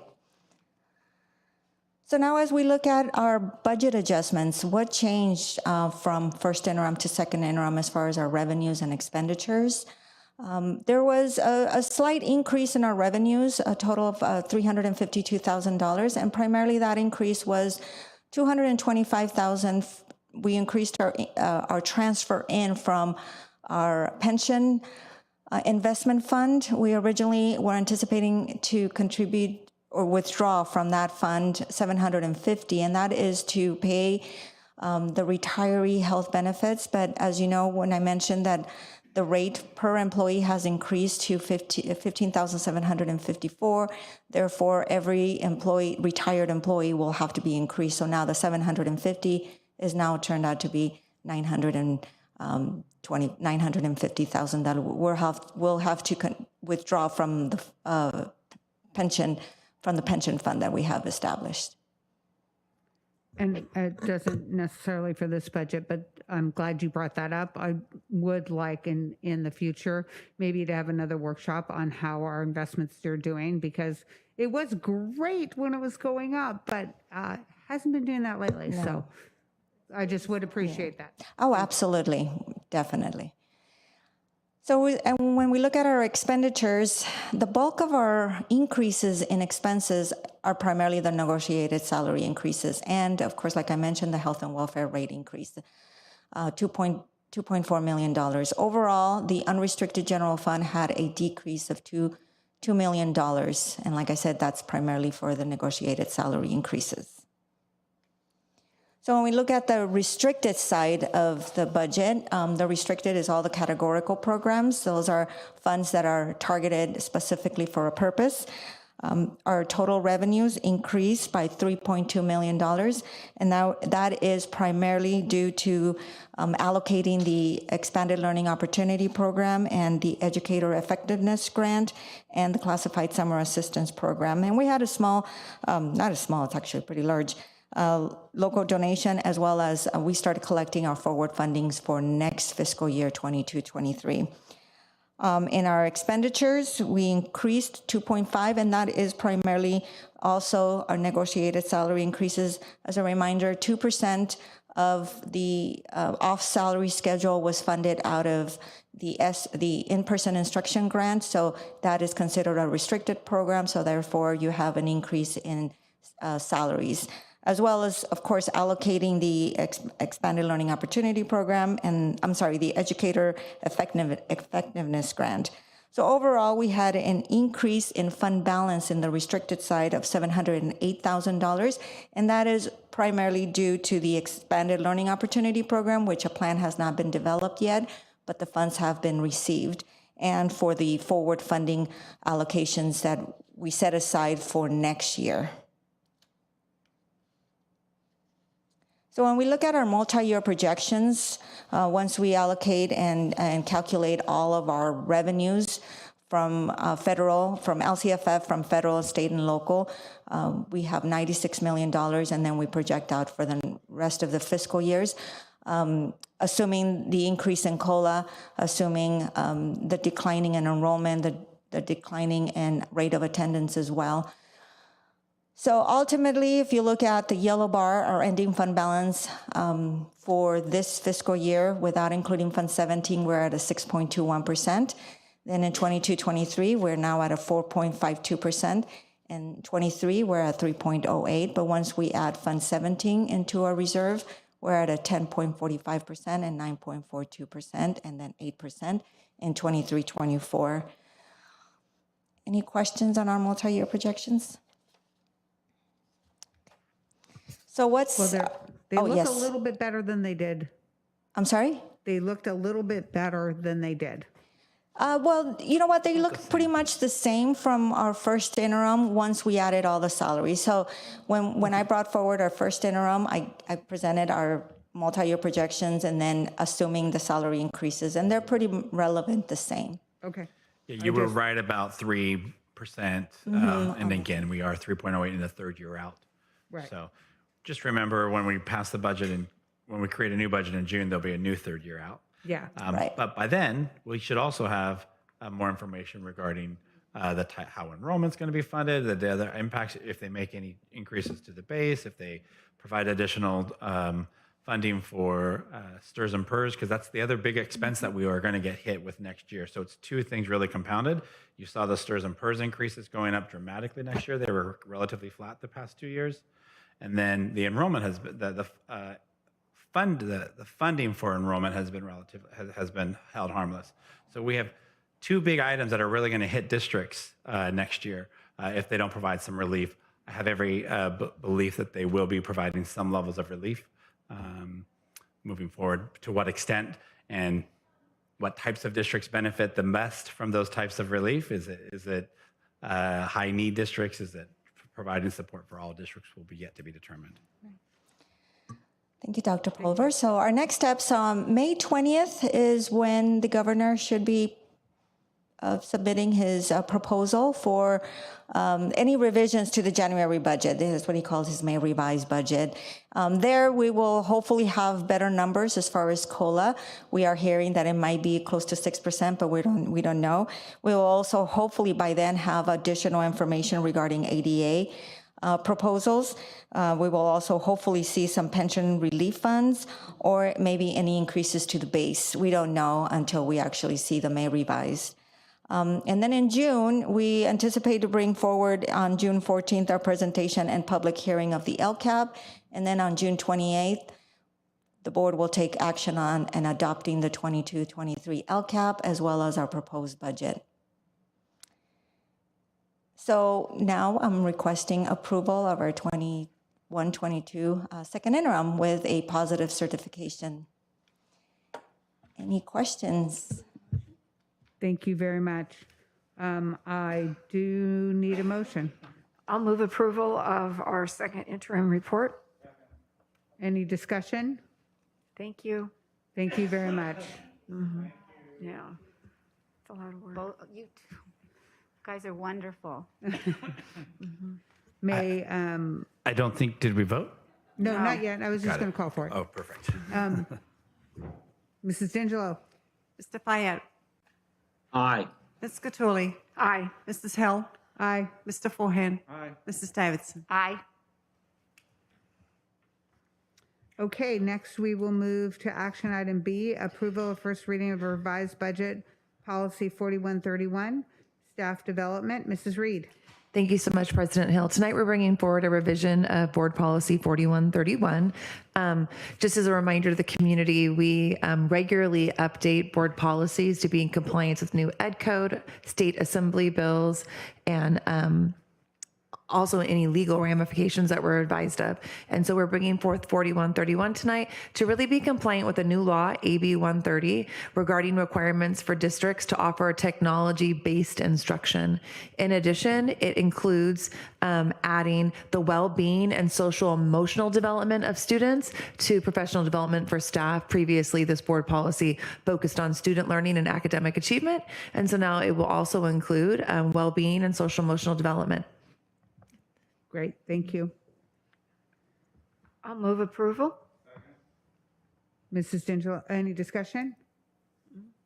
Mrs. D'Angelo? The only thing I would add is we've done professional development in mental health and in technology. We didn't necessarily need to have the board policy, but we should have our board policy reflect current legislation. So I didn't want people to think that we haven't done that type of training in the past. Yes, it's true. Mrs. D'Angelo? Mr. Fayette. Aye. Ms. Cattouli. Aye. Mrs. Hill. Aye. Mr. Forehand. Aye. Mrs. Davidson. Aye. Then next I will call for a motion on 14C, approval of first reading of revised board policy 6120, response to instruction and intervention. Mrs. Reed. Thank you so much, President Hill. Similarly to the last one, what we are adding to our current board policy is an emphasis on not only learning outcomes, but actually behavioral outcomes for students as well. And so although this is something our teachers and counseling staffs and administrators have monitored and provide support for, we are updating it to monitor, to really reflect our current practice. And so RTI really is a model, a multi-tiered system of supports. MTSS is an acronym that you hear around quite some time. And so our current board policy does emphasize the importance of learning outcomes and progress monitoring them. And so we're adding that behavioral outcomes to that response system as well. I move approval. Second? Second. Discussion? No. Mrs. D'Angelo? Mr. Fayette. Aye. Ms. Cattouli. Aye. Mrs. Hill. Aye. Mr. Forehand. Aye. Mrs. Davidson. Aye. Next, we will move on to 14D, approval of first reading of revised policy on high school graduation. Thank you so much, President Hill. We are updating this to be compliant with a new law, AB 104, which will specifically deal with our current graduating class, the class of 2022. And it specifically states that students who were enrolled as a junior or senior during the 20 or 21 school year can now graduate under the California state graduation requirements instead of our local requirements here as a school district. So students could attest AB 104 with their counselor if they see that their graduation requirements aren't meeting the Los Alamitos Unified School District graduation requirements, but they do in fact meet the California State Board of Education requirements for a high school diploma. I would like to ask a question. Question? Yeah. Okay. This is actually more of a point of clarification. This is basically because of COVID and the impact it had, and it's only for the students who were in school, in high school, for those specific years. Absolutely. For those juniors and seniors who were impacted the greatest, they don't have the same opportunity or years ahead of them to recover from some of the units they may have missed. I mean, we're very fortunate here in Los Al that we were open last year on a hybrid, but many high schools across the state of California, many neighboring high schools were remote for an entire year, and remote instruction has a different impact on different types of students and could have really impacted a student who was a junior or senior and struggled with that remote instruction. Okay, thank you. Thank you very much. So I have a motion? I'll move approval. Now discussion? Anything else? Nope. Call for the vote? Mr. Fayette. Aye. Ms. Cattouli. Aye. Mrs. Hill. Aye. Mr. Forehand. Aye. Mrs. Davidson. Aye. Next would be 14E, approval of textbooks. Mrs. Reed, it is Thank you so all much, you tonight. President Hill. Tonight, we're bringing forward American Government, Stories of a Nation for final approval for our AP Government class. This textbook has been on public preview for the past 30 days, and we would like to add it to our curriculum for next school year. I move approval. Second. Discussion? A lot of us got that book. It is, in my opinion, an excellent textbook, but my favorite part is there is a smaller additional book, it's actually about the size of an iPad, that were original documents, like the original Declaration of Independence and other things that were written like that. And I just think it's so important for students to have access to original material. And I know it's challenging to read something that was written in the 1700s because they don't have any of the acronyms like they have now in texting and stuff, so they don't know what they're saying. But I just think it adds so much, and from a historical concept, and I think that going to the source is always the best place as opposed to someone's opinion of the source. Primary source is an amazing yes. concept. Yeah. I just want to say that it's a great book, but what I really appreciate about the new textbooks is they're more launching pads for all kinds of, like you were talking about, primary source resources, or global perspectives, atlases, all kinds of. It's not, you don't just stick in the chapter and get tested on that content. That it really encourages the great conversation. So thank you for finding a really good book. Awesome. So I need a motion. I did that. Okay. So I'll call for a vote. Mr. Fayette. Aye. Ms. Cattouli. Aye. Mrs. Hill. Aye. Mr. Forehand. Aye. Mrs. Davidson. Aye. Okay, we are moving on to the California School Boards Association Delegate Assembly election. And Delegate Assembly is, I've been honored to be on it now for a year. And it is an opportunity it is the group that, I'm going to see if I can do this. It is the group that is helps the governance of CSBA, which is the California School Boards Association. Mrs. Cattouli has actually was the Region 15 director. I was going to say leader. Director, and that is our region. And so we have in front of us and we were given this ahead of time, but we have in front of us a ballot with those that are up for either election or re-election. There are 7 seats that are available. And Mrs. Cattouli, I would really appreciate it if you would give us a little your feedback and take on the those that are up for election. First of all, this does kind of make me uncomfortable because I don't like necessarily recommending people, but by the same token, if I have information, I should share it because this is one vote from the board. It's not like we all individually vote. We have 6 incumbents, and I can say that all 6 of the incumbents, and they're the ones that have the asterisk by their names, have come to delegate assembly. When we have it, they participate.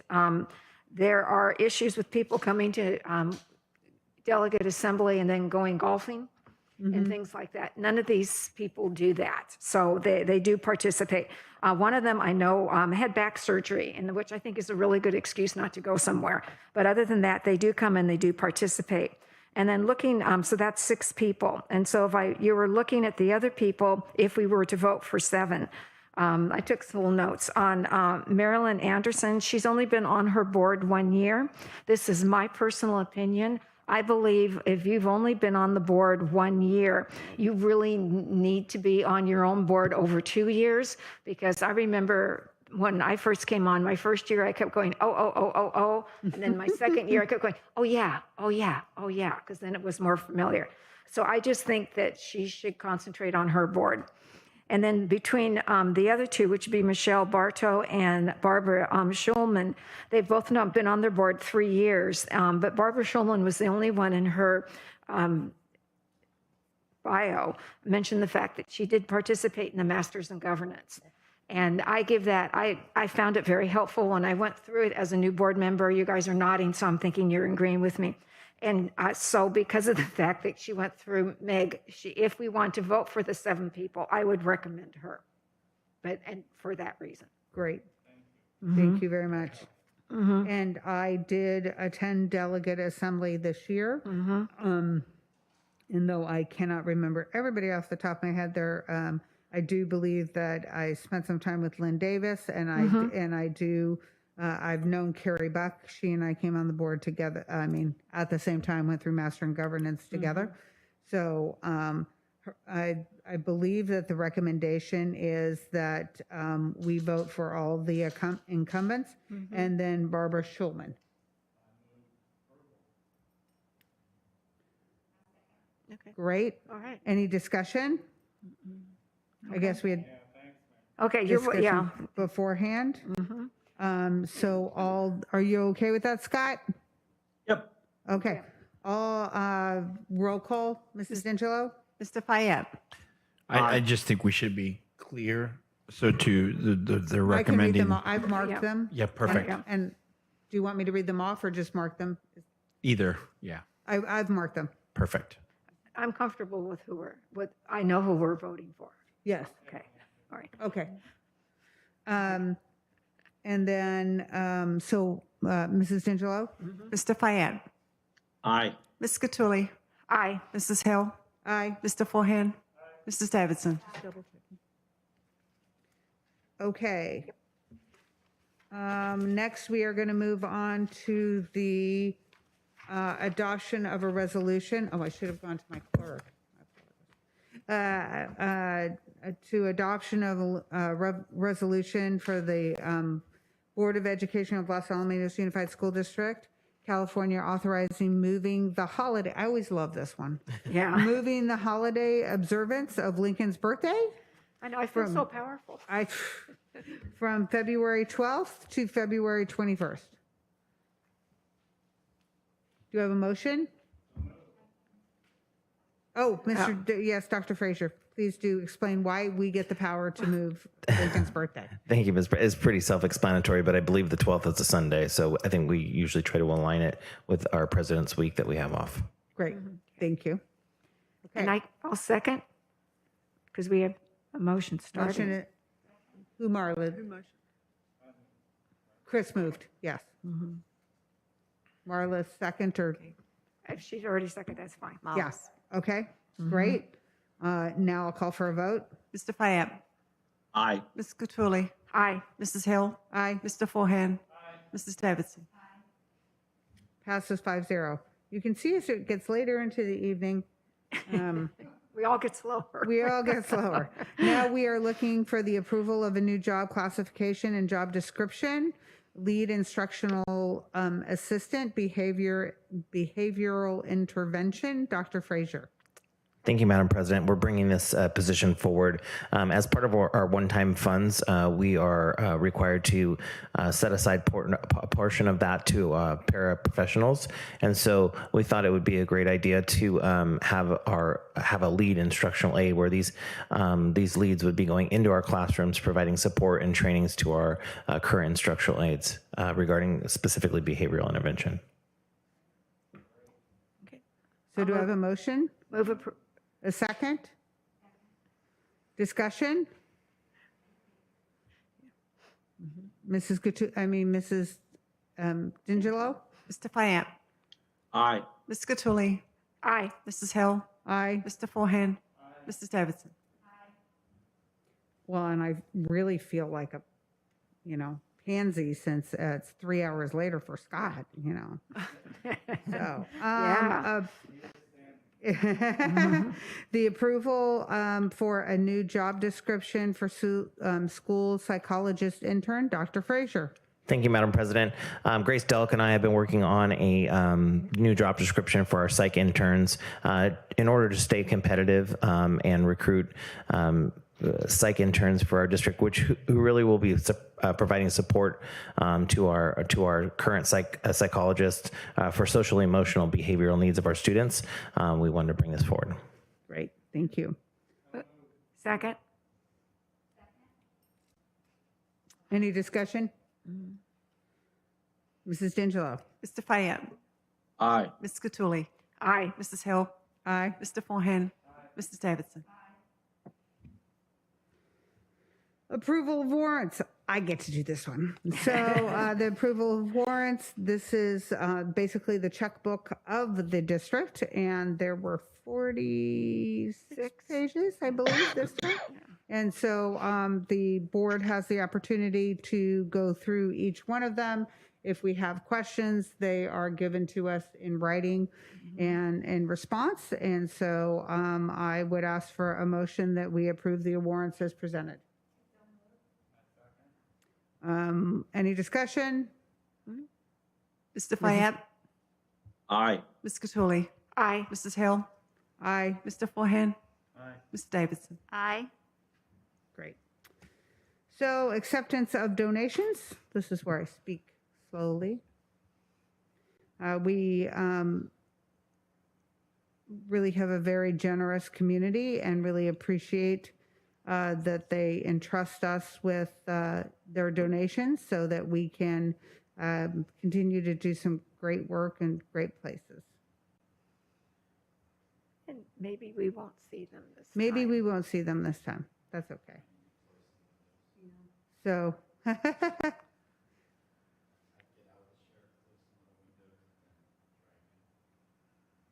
well, while we're waiting for that, can we do that? Can I go? Because I don't have a motion or a second yet. I'll move approval. No, we have to see them first, I believe. So, but I was going to say we could go to L and M. Oh, wait. Oh, she got them. We got it. Woohoo. Okay.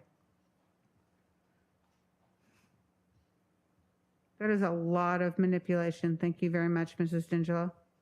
And she does it without crying or throwing things. I know, it's amazing.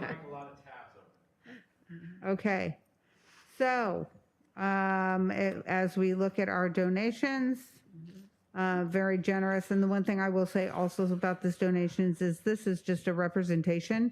There are a lot of donations that happen in other parts of our school community. And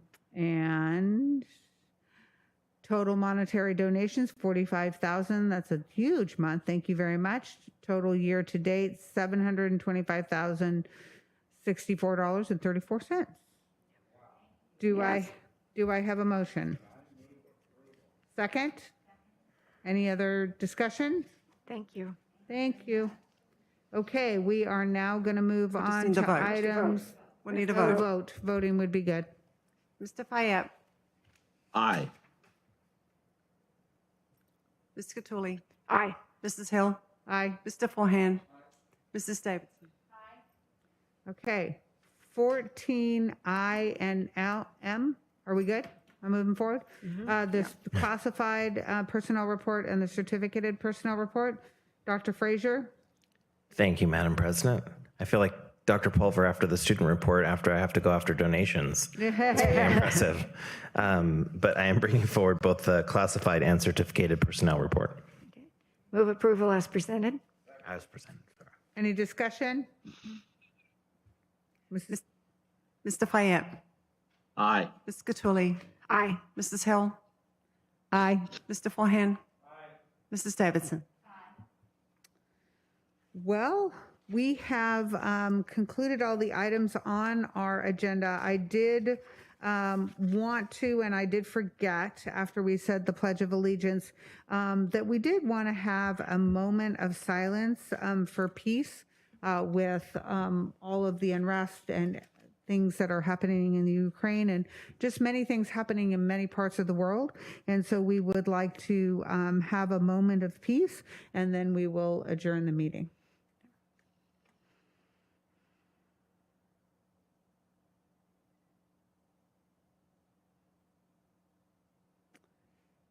Thank you very much.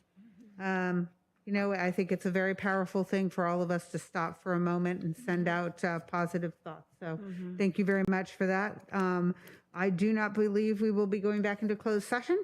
So I will adjourn our meeting at 8:54.